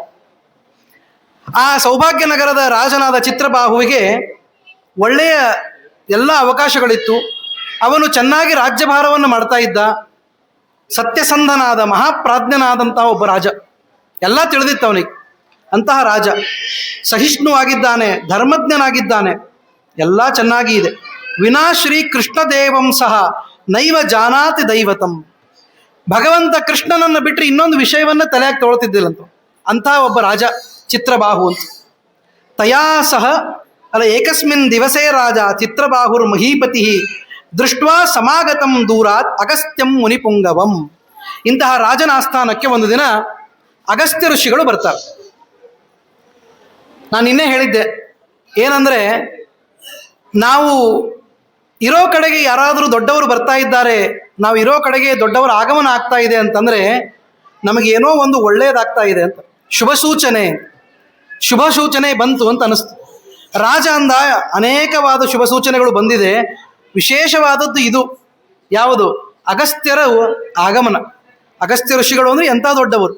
ಅವರು ಇಡೀ ಸಮುದ್ರವನ್ನೇ ತಾವು ಆಪೋಷಣ ತೆಗೆದುಕೊಂಡಂತಹ ಮಹಾನುಭಾವರು. ಕುಂಭೋದ್ಭವೇನ ಮುನಿನಾಂಬುಧಿರೇವ ಪೀತಃ ಅಂತ ಕವಿ ಹೇಳ್ತಾನೆ. ಅಂತಹ ಅಂಬುಧಿ ಸಮುದ್ರವನ್ನೇ ನೀರನ್ನು ಸುಮ್ಮನೆ ಕೇಶವಾಯ ಸ್ವಹ ಅಂದ್ಬಿಟ್ರು, ಅದರಿಂದ ಇಡೀ ಸಮುದ್ರನೇ ಹೊರಟೋಯ್ತು ಹೊಟ್ಟೆ ಒಳಗೆ. ಅಂತಹ ಮಹಾನುಭಾವರಾದ ಅಗಸ್ತ್ಯರು ಇಲ್ಲಿಗೆ ಬಂದಿದ್ದಾರೆ ಅಂತಂದರೆ ನಮ್ಮದು ಇವತ್ತೊಂದು ಭಾಗ್ಯೋದಯ ಅಂತ ಅವನು ಅನ್ಕೊಂಡ. ಮೇರು ತುಲ್ಯಂ ಭವೇತ್ ಸ್ವಲ್ಪಂ ವೈಷ್ಣವಾಯ ಸಮರ್ಪಿತಂ ವಿನಯ ವನತೋ ಭೂತ್ವ ಜಗಾದ ಮುನಿ ಸತ್ತಮಂ. ಬಹಳ ಸಂತೋಷದಿಂದ ವಿನಯದಿಂದ ಹೋಗಿ ನಮಸ್ಕಾರ ಮಾಡಿದ್ವಿ. ಋಷಿಗಳೇ, ನೀವು ಇಲ್ಲಿ ಬಂದಿದ್ದೀರಿ, ಈ ಸಮಯದಲ್ಲಿ ನಮ್ಮನ್ನು ಉದ್ಧಾರ ಮಾಡಲಿಕ್ಕೆ ಬಂದಿದ್ದೀರಿ ಅಂತ ಅವರಿಗೆ ನಮಸ್ಕಾರವನ್ನು ಮಾಡಿ ಹೇಳ್ತಾರೆ, ಈ ದಾರಿಯಲ್ಲಿ ನೀವು ಬಂದಿದ್ದಕ್ಕೆ ಏನು ಕಾರಣ ಆಯಿತು ಅಂತಂದ. ಅಗಸ್ತ್ಯರು ಹೇಳ್ತಾರೆ, ಚಿತ್ರಬಾಹು ನೀನು ಬಹಳ ಪುಣ್ಯವಂತ ಮಾರಾಯ, ನಿನ್ನಷ್ಟು ಪುಣ್ಯವಂತರನ್ನು ನಾನು ನೋಡೇ ಇಲ್ಲ ಅಂತಂತ. ಅದೇನು ಆಶ್ಚರ್ಯ, ಇವತ್ತು ನೋಡೋದೇ ಫಸ್ಟ್ ಟೈಮು. ಯಾರೋ ನಿಮ್ಮ ಹತ್ರ ಬಂದು ಮೊದಲನೇ ಭೇಟಿಯೊಳಗೆ ನೀವು ಬಹಳ ಪುಣ್ಯವಂತರು ಅಂತ ಹೇಳಿದರೆ, ಅಲ್ಲ ನಾವು ಯಾರಂತ ನಿಮ್ಗೆ ಗೊತ್ತಿಲ್ಲ, ನಮ್ಮ ಹೆಸರು ಗೊತ್ತಿಲ್ಲ, ನಾವು ಮಾಡಿದ ಯಾವ ಚರ್ಯ ನಿಮಗೆ ಪರಿಚಯ ಇಲ್ಲ, ಅದು ಹೆಂಗೆ ಹೇಳ್ತೀರಿ ನೀವು? ಈ ಪ್ರಶ್ನೆ ಅವರಿಗೆ ಅನ್ವಯಿಸೋದಿಲ್ಲ. ಯಾಕೆಂದರೆ ಅವರಿಗೆ ತ್ರಿಲೋಕದ ಜ್ಞಾನ ಇರ್ತದೆ, ಮತ್ತು ತ್ರಿಕಾಲದ ಜ್ಞಾನ ಇರ್ತದೆ. ಆದ್ದರಿಂದ ಅಗಸ್ತ್ಯರು ಹೇಳ್ತಾರೆ, ತಸ್ಮಿನ್ ರಾಷ್ಟ್ರೇಣ ವಾಸ್ತವ್ಯಂ ರಾಜ ಯಸ್ಯ ನ ವೈಷ್ಣವ ನ ವಸ್ತವ್ಯಂ ವರೋ ವಾಸೋ ವನೇ ಶೂನ್ಯೇ ನತು ರಾಷ್ಟ್ರೇ ಹ್ಯ ವೈಷ್ಣವೇ. ಹೇಳ್ತಾರೆ, ಒಬ್ಬ ಶುದ್ಧ ಚಾರಿತ್ರ್ಯವುಳ್ಳ ವೈಷ್ಣವನಾದ ರಾಜ ಇಲ್ಲದ ಕಡೆಗೆ ನಾವು ಎಂದೂ ವಾಸ ಮಾಡಬಾರದು. ಅದೇ ನಿನ್ನಂತಹ ರಾಜ ಇದ್ದ ಕಡೆ ತಪ್ಪದೆ ಅಲ್ಲೇ ವಾಸ ಮಾಡಬೇಕು. ಯಾಕೆಂದರೆ ಉತ್ತಮ ರಾಜರಿದ್ದರೆ ಮಳೆ ಬೆಳೆ ಸುಭಿಕ್ಷೆ ಎಲ್ಲ ಆಗ್ತದೆ. ಇವತ್ತು ನಮ್ಗೆ ಅಕಾಲದಲ್ಲಿ ಮಳೆ ಆಗ್ತಾ ಇದೆ, ಗ್ರೀಷ್ಮ ಋತುವಿನಲ್ಲಿ ಜೋರಾಗಿ ಮಳೆ ಬರುತ್ತೆ, ವರ್ಷಾಕಾಲದಲ್ಲಿ ಮಳೆನೇ ಬರೋದಿಲ್ಲ. ಇದಕ್ಕೆ ಕಾರಣ ಅಂದರೆ ನಮ್ಮ ರಾಜರು ಚೆನ್ನಾಗಿಲ್ಲ ಅಂತ ಅರ್ಥ. ಹಿಂಗೆ ಅನ್ಕೊಳ್ಬೇಕು ನಾವು. ಯಾಕೆಂದರೆ ನಮ್ಮನ್ನು ಆಳುವವರು ಎಷ್ಟು ಯೋಗ್ಯರಿರ್ತಾರೋ ಅಷ್ಟು ಫಲ ನಮಗೆ ದೊರೀತು. ಇಷ್ಟೇ ಅಭಿಪ್ರಾಯ. ಆದ್ದರಿಂದ ಹೇಳ್ತಾರೆ ಮುಂದೆ, ಸರಾಜ ಪ್ರೋಚ್ಯತೆ ಸದ್ಭಿರ್ ಯಹ ಕೃಷ್ಣ ಪದಾಶ್ರಯ ತದ್ರಾಷ್ಟ್ರಂ ವರ್ಧತೆ ನಿತ್ಯಂ ಸುಖೀ ಭವತಿ ತತ್ ಪ್ರಜಾ. ಅಂತಹ ರಾಜನ ರಾಷ್ಟ್ರದೊಳಗೆ ಎಲ್ಲ ಸುಖ ಸಂತೋಷ ಸಮೃದ್ಧಿ ಉಂಟಾಗ್ತದೆ. ಅಂಥವನು ನೀನು. ಅದಕ್ಕಾಗಿ ನೀನು ಈ ರೀತಿಯಾಗಿ ರಾಜ್ಯವನ್ನು ನಡೆಸ್ತಾ ಇರೋದು ನಾನು ಕೇಳ್ಪಟ್ಟೆ. ನನಗೆ ಬಹಳ ಸಂತೋಷ ಆಗಿ ಈ ಕಡೆಯಿಂದ ಹಾಯ್ದು ಹೋಗ್ತಾ ಇದ್ದೆ, ನಿನ್ನನ್ನು ನೋಡಬೇಕು ಅಂತ ಬಂದೆ ಅಂತಂದ. ಅವ ರಾಜ ಅಂದ, ಇದು ನಮ್ಮನ್ನು ನೋಡ್ಲಿಕ್ಕೆ ಬಂದೆ ಅಂತ ನೀವು ಹೇಳ್ತೀರಿ, ನಿಜವಾಗಿಯೂ ನಮ್ಮನ್ನು ಅನುಗ್ರಹ ಮಾಡಲಿಕ್ಕೆ ನೀವು ಬಂದಿದ್ದು. ದೊಡ್ಡವರು ಬರೋದು ಸುಮ್ಮನೆ ಬರೋದಿಲ್ಲ. ನನಾಮ ಪರಯಾ ಭಕ್ತ್ಯ ಮಹಿಷೀ ಸಾ ಪತಿವ್ರತ. ಅವನ ಹೆಂಡತಿ ಕೂಡ ಬಂದಂತ. ಆ ಚಿತ್ರಬಾಹು ರಾಜನ ಹೆಂಡತಿ ಬಂದು ನಮಸ್ಕಾರವನ್ನು ಮಾಡಿದ್ದಾಳೆ. ಮಾಡಿ ಚಿತ್ರಬಾಹು ಹೇಳ್ತಾ ಇದ್ದಾನೆ ಏನಂತಂದ್ರೆ, ವಿಪುಲಾ ಮೇ ಕಥಂ ಲಕ್ಷ್ಮೀ ಕಥಂ ರಾಜ್ಯಂ ಅಕಂಟಕಂ ಪತಿವ್ರತ ಕಥಂ ಪತ್ನಿ ಕಿಂ ಕೃತಂ ಸುಕೃತಂ ಮಯ. ಈ ಪ್ರಶ್ನೆಯನ್ನು ಯಾರಾದರೂ ಕೇಳಿದ್ದೀರಾ ನೋಡ್ರಿ. ನಮ್ಮ ಆಯುಷ್ಯದೊಳಗೆ ನಮಗೇನಾದರೂ ಕಷ್ಟ ಆದಾಗ, ದುಃಖ ಆದಾಗ, ನನಗ್ಯಾಕೆ ಈ ದುಃಖ ಅಂತ ಕೇಳ್ತೀವಿ ನಾವು. ಸ್ವಾಭಾವಿಕ. ವೈ ಮೀ ಅಂತಂತಾರೆ. ನಾ ಯಾಕೆ? ಆದರೆ ಒಳ್ಳೆಯದಾಯಿತು ಅಂತ ಇಟ್ಕೊಳ್ರಿ. ನಿಮಗೇನೋ ಒಂದು ದೊಡ್ಡ ಮೊತ್ತ ಅನುಕೂಲ ಆಯಿತು ಅಂತ ಇಟ್ಕೊಳ್ರಿ, ನನಗ್ಯಾಕೆ ಸಿಕ್ತು ಅಂತ ಕೇಳೋದಿಲ್ಲ. ಅವಾಗ ಸಿಕ್ತಾ ಮೊದಲು ಮನೆಗೆ ಹೋಗ್ಬಿಡೋದು, ಅದನ್ನು ತಗೊಂಡು ಮೊದಲು ಪರಾರಿ ಆಗ್ಬಿಡೋದು. ಯಾಕೆ ಅಂದರೆ ಸಂಪತ್ತು ದೊರೆತಾಗ ಯಾರೂ ದುಃಖ ಪಡೋದಿಲ್ಲ ಅಥವಾ ಪ್ರಶ್ನೆ ಹಾಕೋದಿಲ್ಲ. ಏನಂತ, ನನಗೆ ಯಾಕೆ ಸಿಕ್ತು? ಇಷ್ಟು ಜನ ಇದ್ದಾರಲ್ಲ ಇವತ್ತು ಮಠದೊಳಗೆ, ನನಗೆ ಯಾಕೆ ಸಿಗಬೇಕಾಗಿತ್ತು ಅಂತ ಯಾರೂ ಕೇಳೋದಿಲ್ಲ. ಆದರೆ ಈ ರಾಜ ಎಷ್ಟು ಉತ್ತಮನಿದ್ದಾನೆ ಅಂತಂದರೆ ಅವನು ಕೇಳ್ತಾ ಇದ್ದಾನಂತ. ಏನಂದರೆ, ಒಳ್ಳೆಯ ಪತ್ನಿ, ಒಳ್ಳೆಯ ರಾಜ್ಯ, ಒಳ್ಳೆಯ ಮಕ್ಕಳು, ಒಳ್ಳೆಯ ಎಲ್ಲ ಬಾಂಧವರು, ಇಷ್ಟೆಲ್ಲ ಒಳ್ಳೆಯದಾಗಲಿಕ್ಕೆ ನಾನೇನು ಒಳ್ಳೆಯದು ಮಾಡಿದ್ದೆ ಅಂತ ಕೇಳಿದ್ನು. ಇದು ಸೆಲ್ಫ್ ಇಂಟ್ರಾಸ್ಪೆಕ್ಷನ್ ಅಂತ ಕರೀತಾರೆ. ಏನಂದರೆ, ಲುಕ್ ಎಟ್ ಯುವರ್ ಸೆಲ್ಫ್. ನೋಡ್ರಿ, ನೀವು ನಾವೇನಂತ ದೊಡ್ಡ ಸಾಧಕರಲ್ಲ, ಆದರೂ ದೇವರು ನಮಗೆಲ್ಲ ಒಳ್ಳೇದು ಮಾಡಿದ್ದಾನೆ. ಅಂದರೆ ಭಗವಂತನ ಕೃಪೆ ನಮ್ಮ ಮೇಲೆ ಆಗಿದೆ ಅಂದರೆ ಅದಕ್ಕೆ ಏನು ಕಾರಣ ಅಂತ ಕೇಳಬೇಕು ಅಂತ ಅವನಿಗೆ ಆಸೆ ಆಯಿತು. ಅವನು ಹೇಳ್ತಾರೆ, ಅವ ಏನಂತ ಹೇಳ್ತಾರೆ ಅಂದರೆ, ಅಗಸ್ತ್ಯರು, ಮಯಾ ವಿಲೋಕಿತಂ ಸರ್ವಂ ಪ್ರಾಕ್ತನಂ ಚರಿತಂ ತವ ತತ್ಸಂದ್ಯ ಇತಿಹಾಸೇತಿಹಾಸಂ ಪುರಾತನಂ ಅಂತ. ಆಯ್ತು, ಒಂದು ನಿಮಿಷ ಈ ಕೂತರಂತವ್ ತಪೋಮಗ್ನರಾಗಿ ಕೂತು ಅಗಸ್ತ್ಯ ಋಷಿಗಳು ಚಿಂತನೆ ಮಾಡಿದ್ರು. ಗೊತ್ತಾಯ್ತು, ನೋಡು ನಿನ್ನ ಹಿಂದಿನವಾದ ಎಲ್ಲ ಚರಿತ್ರೆಯನ್ನು ನಾನು ನೆನಪು ಮಾಡಿಕೊಂಡೆ. ನನಗೆ ಗೊತ್ತಾಯ್ತು ಯಾಕೆ ನಿನಗೆ ಇಂಥ ಒಂದು ಸೌಭಾಗ್ಯ ಬಂದಿದೆ, ಹೇಳ್ತೀನಿ ಕೇಳು ಅಂತ. ಏನು ಅಂತ ಹೇಳಲಿಕ್ಕೆ ಪ್ರಾರಂಭ ಮಾಡ್ತಾರೆ. ಇದು ಇನ್ನೊಂದು ಕಥೆ, ಚಿತ್ರಬಾಹುವಿನ ಕಥೆಯೊಳಗಿನ ಇನ್ನೊಂದು ಕಥೆ. ಅದು ಹೇಳೋದಕ್ಕೆ ಶುರು ಮಾಡ್ತಾರೆ. ನಾಸ್ತಿಕೋ ತ್ವಮಭೂ ಶೂದ್ರ ಜಾತೀಯೋ ಜೀವ ಹಿಂಸಾ ಪರಾಯಣ ನಾಸ್ತಿಕೋ ದುಷ್ಟಚಾರಿತ್ರ ಪರದಾರ ಪ್ರದರ್ಶಕ. ನೀನು ಹಿಂದೆ ಒಬ್ಬ ಜೀವ ಹಿಂಸೆಯನ್ನು ಮಾಡುವಂತಹ ಒಬ್ಬ ಬೇಡರವನಾಗಿದ್ದಿ. ಬೇಡರವಂದ್ರು ಓಕೆ, ಅವರು ತಮ್ಮ ವೃತ್ತಿಯನ್ನು ಮಾಡ್ತಾರೆ ಅಂತ ಅನ್ಬೋದು. ಸುಮ್ಮನೆ ಇನ್ನೊಬ್ರಿಗೆ ಹಿಂಸೆ ಕೊಡುವಂಥ ದುಷ್ಟನಾಗಿದ್ದಿ ನೀನು. ಅಲ್ಲ, ಅದರಿಂದ ಇಷ್ಟು ಪುಣ್ಯ ಬಂತ? ಇಲ್ಲ, ಕೇಳು ಒಂದು ಸ್ವಲ್ಪ. ದುಷ್ಟ ನೀನಾಗಿದ್ದಿ. ನಿನ್ನ ಹೆಂಡತಿ ಇವಳೆ ಈಗಿದ್ದಾಳಲ್ಲ, ಅವಳೇ ನಿನ್ನ ಹೆಂಡತಿ ಇದ್ಲು. ನೀನು ದುಷ್ಟನಾಗಿ ಜಗತ್ತಿಗೆಲ್ಲ ತೊಂದರೆ ಕೊಡ್ತಾ ಇದ್ದಿ. ನಿನ್ನ ಬಂಧುಗಳು ನಿನ್ನನ್ನು ಬಿಟ್ಟುಬಿಟ್ರು, ಇಂಥವನ ಜೊತೆ ಸವಾಸ ಬೇಡಪ್ಪ ನಮಗೆ.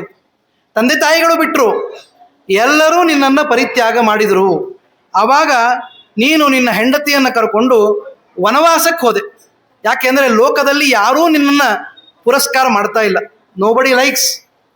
ಅವಾಗ ಯಾಕಿರಬೇಕು? ನಮ್ಮನ್ನು ಯಾರೂ ಇಷ್ಟಪಡದೇ ಇದ್ದ ಮೇಲೆ ಆ ಜಾಗದಲ್ಲಿ ಇರಬಾರ್ದು. ಅದಕ್ಕಾಗಿ ಅವನು ಇರಬಾರ್ದು ಅಂತ ಏನು ವಿಚಾರ ಮಾಡಲಿಲ್ಲ. ಇದ್ರೂ ಯಾರೂ ಅವನನ್ನು ಸರಿಯಾಗಿ ಮಾತಾಡಿಸ್ತಾ ಇರಲಿಲ್ಲ. ಅದಕ್ಕಾಗಿ ಅಲ್ಲಿರೋದು ಬೇಡ ಅಂತ ಒಂದು ಸಂಚಾರ ಮಾಡ್ತಾ ಮಾಡ್ತಾ ತನ್ನ ಹೆಂಡತಿಯ ಒಟ್ಟಿಗೆ ಕಾಡಿಗೆ ಬಂದುಬಿಟ್ಟ. ಕಾಡಿನೊಳಗೆ ಬಂದು ಅಲ್ಲಿ ಹೋಗ್ತಾ ಇದ್ದಾನಂತೆ, ಓಡಾಡ್ತಾ ಇದ್ದಾನಂತೆ. ಏಕದಾ ಧನುರುದ್ಯಮ್ಯ ಮಣಿಗ್ರೀವೋ ವನಂಗತಃ. ಆವಾಗ ನಿನ್ನ ಹೆಸರು ಏನಿತ್ತು ಅಂದರೆ ಮಣಿಗ್ರೀವ ಅಂತ. ಚಿತ್ರಬಾಹುವಿನ ಹಿಂದಿನ ಹೆಸರು ಮಣಿಗ್ರೀವ ಅಂತ ಅವನ ಹೆಸರು. ಆ ಮಣಿಗ್ರೀವನಾದ ದುಷ್ಟನಾದ ನೀನು ಒಂದು ಸಲ ಕಾಡಿನೊಳಗೆ ಇದ್ದು ವಾಸ ಮಾಡಿಕೊಂಡು ಅಲ್ಲೇ ಏನು ಸಿಗ್ತದೋ ಆ ಪ್ರಾಣಿಗಳನ್ನು ಕೊಲ್ಲೋದಂತೂ ಚಟ ಇತ್ತೇ ಇತ್ತು. ಪ್ರಾಣಿಗಳನ್ನು ಕೊಲ್ಲೋದು, ಅಲ್ಲೇ ಸರೋವರದಲ್ಲಿ ನೀರು ಕುಡಿಯೋದು, ಹೆಂಡತಿಗೂ ಒಂದಿಷ್ಟು ಬೈಯೋದು. ಆದರೆ ಹೆಂಡತಿ ಬಾಬಾ ಪತಿವ್ರತೆ, ದುಷ್ಟನಾಗಲಿ ಕಷ್ಟವಾಗಲಿ ನಿನ್ನ ಜೊತೆ ಇದ್ಲು. ಹಾಗೆ ನೀನು ಮಾಡ್ತಾ ಇದ್ದೆ. ಉಗ್ರದೇವ ಇತಿ ಖ್ಯಾತೋ ದಿಂಗ್ಮೂಢೋ ವಿಹ್ವಲೋ ಭವತ್. ಅಲ್ಲೂ ಇಂಥದ್ದೇ ಒಂದು ಪ್ರಸಂಗ ನಡೀತು.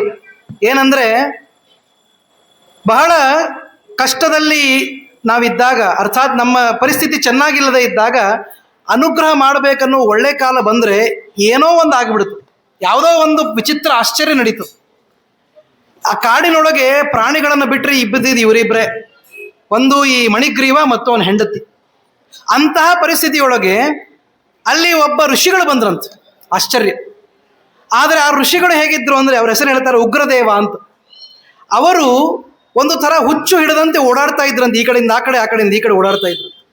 ಯಾಕೆ ಅಂದರೆ ಅದು ಗಹನಾರಣ್ಯವಾಗಿತ್ತು. ಗಹನಾರಣ್ಯ ಅಂದರೆ ದಟ್ಟವಾದ ಕಾಡು. ದಟ್ಟವಾದ ಕಾಡಿನೊಳಗೆ ಎಲ್ಲಿಗೆ ಹೋಗಬೇಕು ಅಂತ ತಿಳಿಯದೆ, ತೋಚದೆ ಅವರು ಓಡಾಡ್ತಾ ಇದ್ರು. ಅವರು ಇವನ ಕಣ್ಣಿಗೆ ಬಿದ್ದರು. ಅನುಗ್ರಹ ಆಗಬೇಕು ಅನ್ನೋ ಸಮಯ ಬಂದರೆ ಏನು ಬೇಕಾರಾಗ್ತದೆ. ಹಾಗೆ ನಮ್ಮ ದುಷ್ಟತೆಯನ್ನು ಕಳಿಬೇಕಾದ ಸಮಯ ಬಂದರೆ ಭಗವಂತ ಯಾವುದೋ ರೀತಿಯಿಂದ ಪರಿಹಾರ ಮಾಡ್ತಾರೆ. ಆ ಉಗ್ರದೇವ ಅನ್ನುವಂಥ ಋಷಿಗಳ ಹತ್ತಿರ ಈ ಮಣಿಗ್ರೀವ ಬಂದು ಕೇಳ್ತಾನಂತೆ, ಯಾಕೆ ನೀವು ದುಃಖ ಪಡ್ತಾ ಇದ್ದೀರಿ, ಹೀಗ್ಯಾಕೆ ಓಡಾಡ್ತಾ ಇದ್ದೀರಿ? ದಂಪತಿಭ್ಯಾಂ ಕೃತಾ ಸೇವಾ ದುಃಖಿತಸ್ಯ ದ್ವಿಜನ್ಮನಃ ಅಂತ ಹೇಳಿ ಒಂದು ಸಣ್ಣ ಗುಡಿಸಲು ಕಟ್ಕೊಂಡಿದ್ದ ಈ ದುಷ್ಟ. ತನ್ನ ಮನೆಗೆ ಏನು ಬುದ್ಧಿ ಬಂತೋ ಗೊತ್ತಿಲ್ಲ, ಅವರನ್ನು ಮೊಟ್ಟ ಮೊದಲ ಬಾರಿಗೆ ಕೈಯಿಂದ ಪರೋಪಕಾರದ ದೃಷ್ಟಿಯಿಂದ ಕರ್ಕೊಂಡು ಹೋದಂತ ಆ ಋಷಿಗಳನ್ನು. ಪಾಪ ಅವರು ಬಿಸಿಲಿನೊಳಗೆ ಓಡಾಡಿ, ಇಂಥದ್ದೇ ಒಂದು ಗ್ರೀಷ್ಮ ಕಾಲ ಇರಬೇಕು, ಭಯಂಕರ ಬಿಸಿಲು. ಆ ಬಿಸಿಲಿನೊಳಗೆ ತಾಪಕ್ಕೆ ಒಳಗಾಗಿದ್ರು. ಅವರನ್ನು ಕರ್ಕೊಂಡು ಹೋಗಿ ಅವರಿಗೆಲ್ಲ ಉಪಚಾರ ಮಾಡಿದ್ರು. ಮನೆಗೆ ಬಂದವರಿಗೆ ಒಂದು ಗ್ಲಾಸ್ ನೀರು ಕೊಟ್ಟರೆ ಉದ್ಧಾರ ಆಗ್ತದೆ ಅಂತ ಹೇಳ್ತಾರೆ ಈ ಗ್ರೀಷ್ಮ ಕಾಲದಳು. ಇವನು ಅವರಿಗೆ ಪಾದ ಸಂವಹನಾದಿ ಎಲ್ಲವನ್ನೂ ಮಾಡಿದ, ಕೈಕಾಲು ಒತ್ತಿದ, ಅವರಿಗೆ ಸಮಾಧಾನ ಆಗುವಂತೆ ಕಂದ ಮೂಲಗಳನ್ನು ತಂದು ಕೊಟ್ಟ. ತಿಂದರು, ಕುಡಿದರು, ಸಮಾಧಾನ ಆಯಿತು. ಈ ರೀತಿ ಆದ ಮೇಲೆ ಹೇಳ್ತಾರೆ ಅಗಸ್ತ್ಯರು, ಅವರು ಅವನಂತಾರಂತೆ, ಸುಖೇನ ಕುರು ವಿಶ್ರಾಮಂ ಮಯಾ ಸಂರಕ್ಷಿತೋಧುನ ಉತ್ತಿಷ್ಟತ್ವ ಮುನಿಶ್ರೇಷ್ಠ ಪ್ರಸಾದಂ ಕರ್ತುಮರ್ಹಸಿ. ಮುನಿಗಳೇ, ನೀವೀಗ ಚೇತರಿಸಿಕೊಂಡಿದ್ದೀರಿ, ಊಟ ಮಾಡಿದ್ದೀರಿ, ಒಂದು ಸ್ವಲ್ಪ ವಿಶ್ರಾಂತಿಯನ್ನು ತೆಗೆದುಕೊಂಡಿದ್ದೀರಿ. ಈಗ ನನಗೆ ಹೇಳ್ರಿ, ನೀವು ನಿಮ್ಮಂಥವರು ವಿಶೇಷತಃ ಇಂತಹ ದಟ್ಟ ಅರಣ್ಯದೊಳಗೆ ಒಬ್ಬರೇ ಯಾಕೆ ಬಂದಿರಿ? ಬಂದದ್ದು ಸರಿ, ಏನೋ ಅರಣ್ಯದೊಳಗೂ ಋಷಿಗಳು ವಾಸ ಮಾಡ್ತಾರೆ ಅಂದ್ಕೊಳ್ಬೋದು, ಆದರೆ ನೀವು ಈ ರೀತಿಯಾಗಿ ಹುಚ್ಚು ಹಿಡಿದವರಂತೆ ಓಡಾಡ್ತಾ ಇದ್ದೀರಿ ಯಾಕೆ ಅಂತ ಕೇಳಿದೆ. ಆವಾಗ ಮಣಿಗ್ರೀವ ಸಪತ್ನೀಕೋ ನನಾಮ ಮುನಿಸತ್ತಮಂ ವಿನಯೇ ನಾವದದ್ವಾಚಂ ಆತಿಥ್ಯಂ ಕರ್ತು ಮುನ್ಮನಾಹ. ಅದೇ ಹೇಳ್ತಾ ಇದ್ದಾರೆ. ಏನಂತ, ಇನ್ನೂ ಒಂದಿಷ್ಟು ಅವರಿಗೆ ಸೇವೆ ಮಾಡಬೇಕು ಅಂತೆಲ್ಲ ಮಾತನಾಡಿ ಸೇವೆಯನ್ನು ಮಾಡಿ ಮತ್ತೆ ಕೇಳ್ತಾ ಇದ್ದಾರೆ, ಏನಾಯಿತು ಋಷಿಗಳೇ ಹೇಳ್ರಿ. ಆವಾಗ ಉಗ್ರದೇವ ಋಷಿಗಳು ಹೇಳ್ತಾರೆ, ತ್ವಾಮಹಂ ನೈವ ಜಾನಾಮಿ ಕಸ್ತ್ವಂಭೋ ಕಥಯಸ್ವಮೇ ಅಜ್ಞಾನಸ್ಯ ನ ಭೋಕ್ತವ್ಯಂ ಬ್ರಾಹ್ಮಣೇನ ವಿಜಾನತ ಅಂತದ್ದು. ಅವರಂದ್ರು, ಮೊದಲಿಗೆ ನಿನ್ನ ಪರಿಚಯ ಹೇಳು. ನೀವು ಯಾರು? ನನ್ನನ್ನು ಯಾರು ಪರಿಚಯ ಇಲ್ಲದವನಿಗೆ ನೀವು ಪರೋಪಕಾರ ಮಾಡ್ತೀರಲ್ಲ. ಪರೋಪಕಾರ ಪುಣ್ಯಾಯ ಪಾಪಾಯ ಪರಪೀಡನಂ ಅಂತದ. ಪುಣ್ಯ ಬರಲಿ ಅಂತ ನೀನು ಮಾಡಿರ್ಬೋದು, ಆದರೆ ನಿನ್ನ ಪರಿಚಯ ಮೊದಲು ಹೇಳು ಅಂತ ಋಷಿಗಳು ಅವನನ್ನೇ ಕೇಳ್ತಾರಂತ. ಅವಾಗ ಮಣಿಗ್ರೀವ ಹೇಳ್ದ, ನಾನೊಬ್ಬ ಸಾಮಾನ್ಯ ಮನುಷ್ಯ, ದುಷ್ಟ ಮನುಷ್ಯ ಗೊತ್ತಾಗಿದೆ. ಯಾರಿಗೆ ತಾನು ದುಷ್ಟ ಅಂತ ಗೊತ್ತಾಗಿದೆಯೋ ಅವನು ಶಿಷ್ಟನಾಗಿ ಬಿಡ್ತಾನೆ. ಸಮಸ್ಯೆ ಏನು ಗೊತ್ತೇನೋ, ನಮ್ಮ ಬೆನ್ನು ನಮಗೆ ಕಾಣಿಸೋದಿಲ್ಲ ಅಂತ ಹೇಳಿ ನಮ್ಮ ತಪ್ಪು ನಮಗೆ ಕಾಣಿಸೋದಿಲ್ಲ. ಯಾವಾಗ ನಮ್ಮ ತಪ್ಪಿನ ಅರಿವು ನಮಗಾಗ್ತದೋ ಆವಾಗ ನಮ್ಮ ಉದ್ಧಾರ ತಾನಾಗಿ ಶುರುವಾಗ್ತದೆ. ಅದಕ್ಕಂತಾರೆ, ನಮ್ಮ ತಪ್ಪು ಯಾವುದು ಅಂತ ಗೊತ್ತಾದರೆ ಅದೇ ನಮ್ಮ ಸಾಧನೆ ಮೊದಲನೇ ಮೆಟ್ಟಿಲು. ಇವನಿಗೆ ಗೊತ್ತಾಯಿತು. ಇಂಟ್ರೊಡ್ಯೂಸ್ ಯುವರ್ ಸೆಲ್ಫ್ ಅಂತ ಹೇಳ್ದ, ನಾನೊಬ್ಬ ದುಷ್ಟ ಅಂತಂದ. ನಾನೊಬ್ಬ ದುಷ್ಟ, ತಂದೆ ತಾಯಿಗಳನ್ನು ದೂರ ಮಾಡಿಕೊಂಡೆ, ಬಂಧು ಬಾಂಧವರನ್ನು ದೂರ ಮಾಡಿಕೊಂಡೆ, ಎಲ್ಲ ಪಾಪಗಳನ್ನು ಮಾಡಿದೆ, ಹೆಂಡತಿಯನ್ನು ತಾಡನ ಮಾಡಿದೆ. ಈಗ ಅದರ ಫಲವಾಗಿ ಈ ಕಾಡಿನಲ್ಲಿ ಬಂದು ಬಿದ್ದಿದ್ದೇನೆ. ಇದು ನನ್ನ ಇಂಟ್ರೊಡಕ್ಷನ್ ಅಂತಂದ. ಇದು ನನ್ನ ಪ್ರೊಫೈಲ್, ನೋಡ್ಕೊಡ್ರಿ, ಇಂಥ ದುಷ್ಟ ಪ್ರೊಫೈಲ್ ನಿಮ್ಗೆ ಸಿಗೋದಿಲ್ಲ ಅಂತ ಹೇಳ್ದ. ಆವಾಗ ಅವರು ವಿಚಾರ ಮಾಡಿ ಅಂದರು, ಉಗ್ರದೇವ ಬ್ರಾಹ್ಮಣರು, ಬ್ರಾಹ್ಮಣೋಹಂ ಮಹಾಭಾಗ ಪ್ರಯಾಗಂ ಗಂತು ಮುತ್ಸಹೆ. ನನ್ನ ಬಗ್ಗೆ ಹೇಳ್ತೀನಿ ಕೇಳು. ನಾನು ಪ್ರಯಾಗ ಕ್ಷೇತ್ರಕ್ಕೆ ಹೋಗಬೇಕಾಗಿತ್ತು, ದಕ್ಷಿಣದಿಂದ ಉತ್ತರಕ್ಕೆ ಹೋಗ್ಬೇಕು.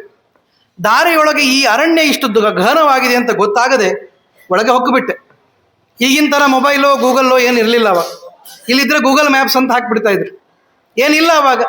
ಅದಕ್ಕಾಗಿ ಎಲ್ಲಿಗೆ ಹೋಗಬೇಕು ಅಂತ ಗೊತ್ತಾಗದೆ ಓಡಾಡ್ತಾ ಅರಣ್ಯದಲ್ಲಿ ದುಃಖದಿಂದ ಸಂತಪ್ತನಾಗಿದ್ದೆ. ನೀರಿಲ್ಲ, ಕಂದಮೂಲಗಳಿಲ್ಲ, ಏನೂ ಇಲ್ಲದೆ ನಿಶ್ಶಕ್ತನಾಗಿ ಇರುವ ಕಾಲಕ್ಕೆ ನೀನು ಉಪಚಾರ ಮಾಡಿದಿ. ಬಹಳ ಸಂತೋಷ ಆಯಿತು. ನಿನಗೆ ಶ್ರೇಯಸ್ಸಾಗಲಿ ಅಂತ ಆಶೀರ್ವಾದವನ್ನು ಮಾಡಿ, ಶ್ರೇಯಸ್ಸಾಗಲಿ ಅಂತ ಆಶೀರ್ವಾದವನ್ನು ಮಾಡಿ ಮುಂದೆ ಅವನಿಗೆ ವಿಷಯವನ್ನು ಹೇಳ್ತಾ ಇದ್ದಾರೆ. ಏನಂತ?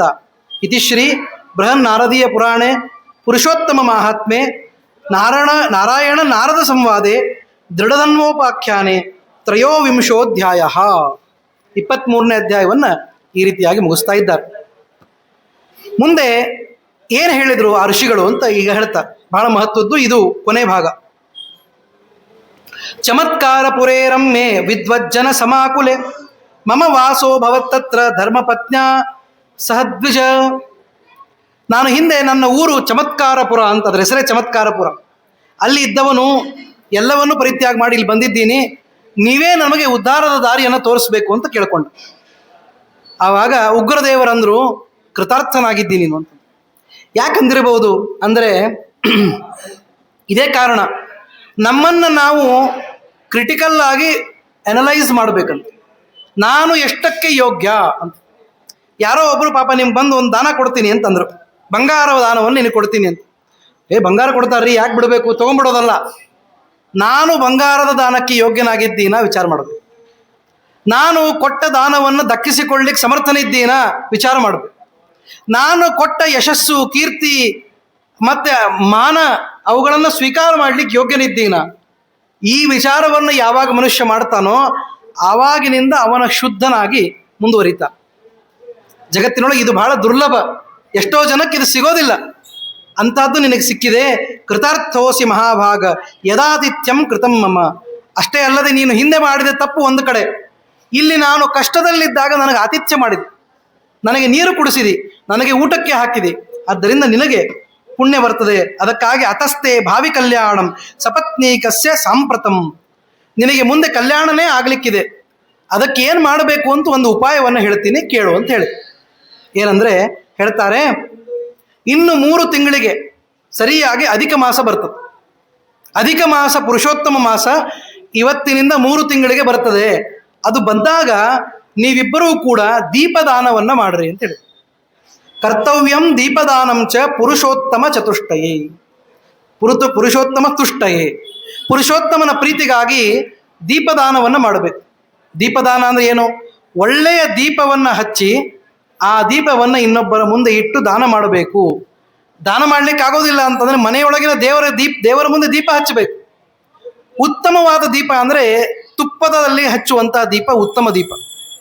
ಅದಾಗಿಲ್ಲ, ತುಪ್ಪ ಬಹಳ ಕಷ್ಟ, ಈ ದಿನವೊಂದಕ್ಕೂ ಹಚ್ಚೋದು ಆಗೋದಿಲ್ಲ ಅಂತೇನಾದರೂ ಅನುಕೂಲ ಇಲ್ಲದ ಪಕ್ಷದಲ್ಲಿ ಎಳ್ಳೆಣ್ಣೆ ದೀಪವನ್ನು ಹಚ್ಚಬೇಕಂತ. ಎಳ್ಳೆಣ್ಣೆ ದೀಪ, ಎಳ್ಳೆಣ್ಣೆ ಅಥವಾ ತುಪ್ಪ, ಅದನ್ನು ಬರೀತಾರೆ ನೋಡಿ. ತಿಲ ತೈಲೇನ ಕರ್ತವ್ಯಂ ಸರ್ಪಿಷಾ ವೈಭವೇ ಸತಿ.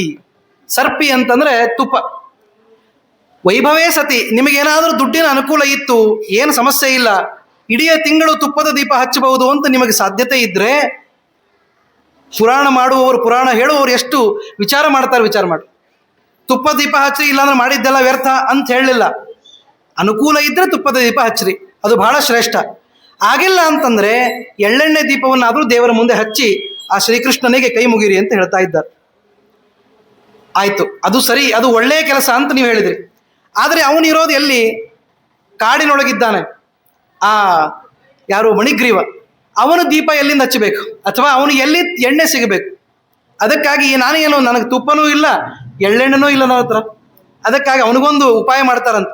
ಇಂಗುದಿಜೇನ ತೈಲೇನ ದೀಪ ಕಾರ್ಯಸ್ತ್ವಯಾನಘ. ಇಂಗಳಕಾಯಿ ಅಂತ ಒಂದು ಬರ್ತದೆ, ಅದನ್ನು ಹಿಂಡಿದರೆ ಒಂದು ಎಣ್ಣೆ ಬರ್ತದಂತ. ನಿಜ ಹೇಳಬೇಕು ಅಂದ್ರೆ ನೋಡ್ಬೇಕು ಅದು ಯಾವುದು ಅಂತ. ಅದರಿಂದ ಎಣ್ಣೆ ಬಂದು ಆ ಎಣ್ಣೆಯನ್ನು ಇಟ್ಟುಕೊಂಡ್ರೂ ಸಾಕು, ನೀವು ದೀಪವನ್ನು ಹಚ್ಚು. ಅಂದರೆ ಮಾಡುವ ಕರ್ತವ್ಯದಲ್ಲಿ ತಾತ್ಪರ್ಯ ಹೊರತು ಮಾಡುವ ರೀತಿ ಅಲ್ಲ. ಬಹಳ ಸಲ ನಮ್ಮ ಜೀವನದೊಳಗೆ ಹೆಂಗಾಗ್ತದೆ ಅಂದರೆ, ನಾವು ಬಹಳ ಫಾರ್ಮಲ್ ಆಗಿ ವಿಚಾರ ಮಾಡ್ತೀವಿ. ಫಾರ್ಮಲ್ ಅಂದ್ರೆ ಏನು?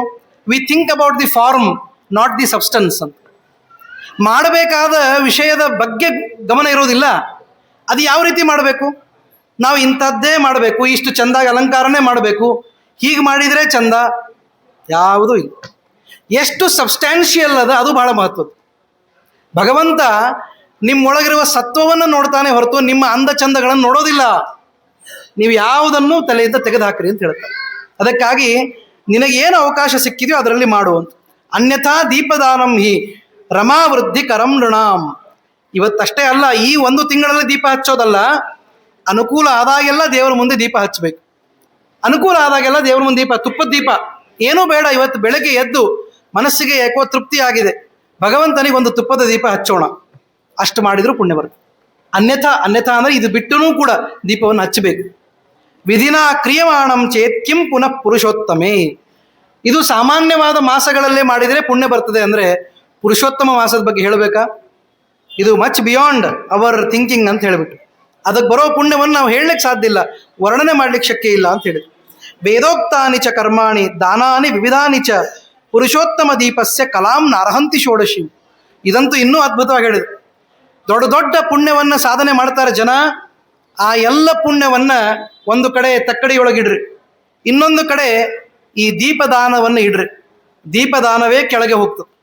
ಅಂದರೆ ಆ ದೀಪದಾನದಿಂದ ಬಂದ ಪುಣ್ಯದ 1/16 ಭಾಗವೂ ಕೂಡ ಇದಾಗೋದಿಲ್ಲ ಅಂತ. ಬೇರೆ ಎಲ್ಲ ಅದರ ಅರ್ಥ ಏನು ಅಂದರೆ ಇದು ಎಲ್ಲಕ್ಕಿಂತ ಶ್ರೇಷ್ಠವಾದದ್ದು ಅಂತ ಅಭಿಪ್ರಾಯ. ಅದಕ್ಕಾಗಿ ದೀಪದಾನವನ್ನು ಮಾಡಬೇಕು ಅಂತ ಹೇಳ್ತಾ ಮುಂದೆ ಹೇಳ್ತಾರೆ, ಯಾರಿಗೆ ಮದುವೆ ಆಗಬೇಕೋ ಅವರಿಗೆ ಮದುವೆ ಆಗ್ತದೆ, ದೀಪದಾನದಿಂದ ಏನೇನು ಆಗ್ತದೆ ಅಂತ ಹೇಳ್ತಾರೆ. ಮದುವೆ ಆಗಬೇಕಾ? ಮದುವೆ ಆಗ್ತದೆ. ವಂದ್ಯ ಅಂದರೆ ಮಕ್ಕಳಾಗದವರು, ಅವರಿಗೆ ಮಕ್ಕಳಾಗ್ತಾರೆ. ಆಮೇಲೆ ವಿಧವ ಆಗುವ ಪ್ರಸಂಗ ಇದ್ದವರು ಕೂಡ ಸುಮಂಗಲಿಯಾಗಿರ್ತಾರೆ. ಅರ್ಥಾತ್ ಏನೋ ಕಷ್ಟ ಬರೋದು ದೂರ ಆಗ್ತದೆ ಅಂತ ಅಭಿಪ್ರಾಯ. ಆಮೇಲೆ ಕಾಂತಾರ್ಥಿ ಲಭತೆ ಕಾಂತಾಂ. ಹುಡುಗರಿಗೆ ಪಾಪ ಕನ್ಯೆಯರು ಸಿಗ್ತಾ ಇಲ್ಲ, ಇವಾಗ ಬಹಳ ಕಡಿಮೆ ಆಗಿದ್ದಾರೆ. ಆ ಕನ್ಯಾರ್ಥಿಯಾದವರು ಯಾರಿದ್ದಾರೆ ಅವರಿಗೆ ಕನ್ಯೆ ದೊರಿತಾಳೆ. ಸುಶೀಲಾಂಚ ಪತಿವ್ರತಾಂ ವಿದ್ಯಾರ್ಥಿ ಲಭತೆ ವಿದ್ಯಾಂ. ಇದು ಎಲ್ಲಕ್ಕಿಂತ ಇಂಪಾರ್ಟೆಂಟ್. ವಿದ್ಯಾರ್ಥಿ ಆದವನಿಗೆ ಒಳ್ಳೆಯ ವಿದ್ಯೆ ದೊರೀತದೆ. ಯಾಕಂದರೆ ವಿದ್ಯೆಯ ಸಂಕೇತವೇ ದೀಪ. ದೀಪ ಪ್ರಜ್ವಾಲನೆ ಮಾಡೋದು ಅಂದರೆ ನಮ್ಮ ವಿದ್ಯೆಯನ್ನು ನಾವು ಪ್ರಜ್ವಾಲನೆ ಮಾಡೋದು ಅಂತ ಅರ್ಥ. ಅದಕ್ಕೆ ಹೇಳ್ತಾರೆ, ಶುಭಂ ಕರೋತಿ ಕಲ್ಯಾಣಂ ಆರೋಗ್ಯಂ ಧನ ಸಂಪದ ಶತ್ರು ಬುದ್ಧಿ ವಿನಾಶಾಯ ದೀಪ ಜ್ಯೋತಿರ್ ನಮೋಸ್ತುತೆ. ಅದಕ್ಕಾಗಿ ಹೇಳಿದ್ದಲ್ಲ. ಆದ್ದರಿಂದ ದೀಪವನ್ನು ದಾನ ಮಾಡ್ರಿ, ದೇವರ ಮುಂದೆ ಹಚ್ಚಿರಿ, ಅದರಿಂದ ಪುಣ್ಯ ಬರ್ತದೆ ಅಂತ ಹೇಳಿದರು. ಇನ್ಯಾವುದೂ ಬೇಡ ನನಗೆ ಅಂತ ಯಾರು ನಿಷ್ಕಾಮ ಕರ್ಮದಲ್ಲಿ ಇದ್ದಾರೆ, ಭಗವದ್ಗೀತೆಯ ಯೋಗದಲ್ಲಿದ್ದಾರೆ, ಮೋಕ್ಷಾರ್ಥಿ ಮೋಕ್ಷಮಾಪ್ನುಯ ಅಂತ ಹೇಳಿ ಅವರಿಗೆ ಬೇಕಾದದ್ದೇನು? ಜ್ಞಾನ ಭಕ್ತಿ ವೈರಾಗ್ಯಗಳು. ಅದಂತೂ ದೊರೀತದೆ, ಸಾಕೇ ಸಾಕು ಅಂತ ಅಷ್ಟು ಹೇಳಿ ಇತ್ಯುಕ್ತ ವಿಪ್ರವರ್ಯೋಸೌ ಪ್ರಯಾಗಂ ಸಂಜಗಾಮಹ. ಹೀಗೆ ಹೇಳಿ ಅವರು ಪ್ರಯಾಗಕ್ಕೆ ಅಗಸ್ತ್ಯರು ಹೊರಟು ಹೋಗಿದ್ದಾರೆ. ಆವಾಗ ಇವರು ಮಣಿಗ್ರೀವ ಮತ್ತು ಅವನ ಹೆಂಡತಿ ದುಷ್ಟನಾಗಿದ್ದವನು ಪರಿವರ್ತನೆಗೊಂಡು ಆ ಭಯಂಕರವಾದ ಕಾಡಿನಲ್ಲಿ ಈ ಪುರುಷೋತ್ತಮ ಮಾಸದ ಅರ್ಥಾತ್ ಅಧಿಕ ಮಾಸದ ಆಚರಣೆಯನ್ನು ಮಾಡಿದ್ದಕ್ಕಾಗಿ ಈಗ ನಿನಗಿಷ್ಟು ಪುಣ್ಯ ಬಂದಿದೆ ಅಂತ ಚಿತ್ರಬಾಹುವಿಗೆ ಹೇಳ್ತಾ ಇದ್ದ. ಚಿತ್ರಬಾಹುವಿನ ಹಿಂದಿನ ಜನ್ಮದಲ್ಲಿ ದೀಪದಾನ ಮಾಡಿದ್ದರ ಪುಣ್ಯದಿಂದ ಇವತ್ತು ಎಲ್ಲ ಸೌಭಾಗ್ಯ, ಒಳ್ಳೆಯ ಹೆಂಡತಿ, ಮಕ್ಕಳು, ರಾಜ್ಯ, ಪರಿವಾರ, ಶತ್ರುಗಳ ಬಾಧೆ ಇಲ್ಲ, ಏನೂ ಇಲ್ಲದಂತೆ ಅವನು ಚೆನ್ನಾಗಿ ರಾಜ್ಯಭಾರವನ್ನು ಮಾಡ್ತಾ ಇದ್ದಾನೆ. ಹೀಗಾಗಿ ಎಲ್ಲವೂ ಕೂಡ ಆಗ್ತದೆ. ಒಳ್ಳೆಯ ಪತಿವ್ರತೆಯಾದವಳಿಗೆ ಅರ್ಧ ಪುಣ್ಯ ತಾನಾಗಿ ದೊರೀತದೆ. ಚಿತ್ರಬಾಹು ಮಾಡಿದ ಪುಣ್ಯದಲ್ಲಿ ಅರ್ಧ ಭಾಗ ಅವನ ಹೆಂಡತಿ ಇದು ಅಂತ ಹೇಳಿಬಿಡ್ತಾರೆ. ಇಷ್ಟನ್ನು ಹೇಳಿ ಮುಂದೆ ಏನಾಯಿತು ಅನ್ನೋದನ್ನು ನಾಳೆ ದಿವಸ ನೋಡೋಣ. ಹರಗೇ ನಮಃ. ಶ್ರೀಕೃಷ್ಣಾರ್ಪಣಮಸ್ತು.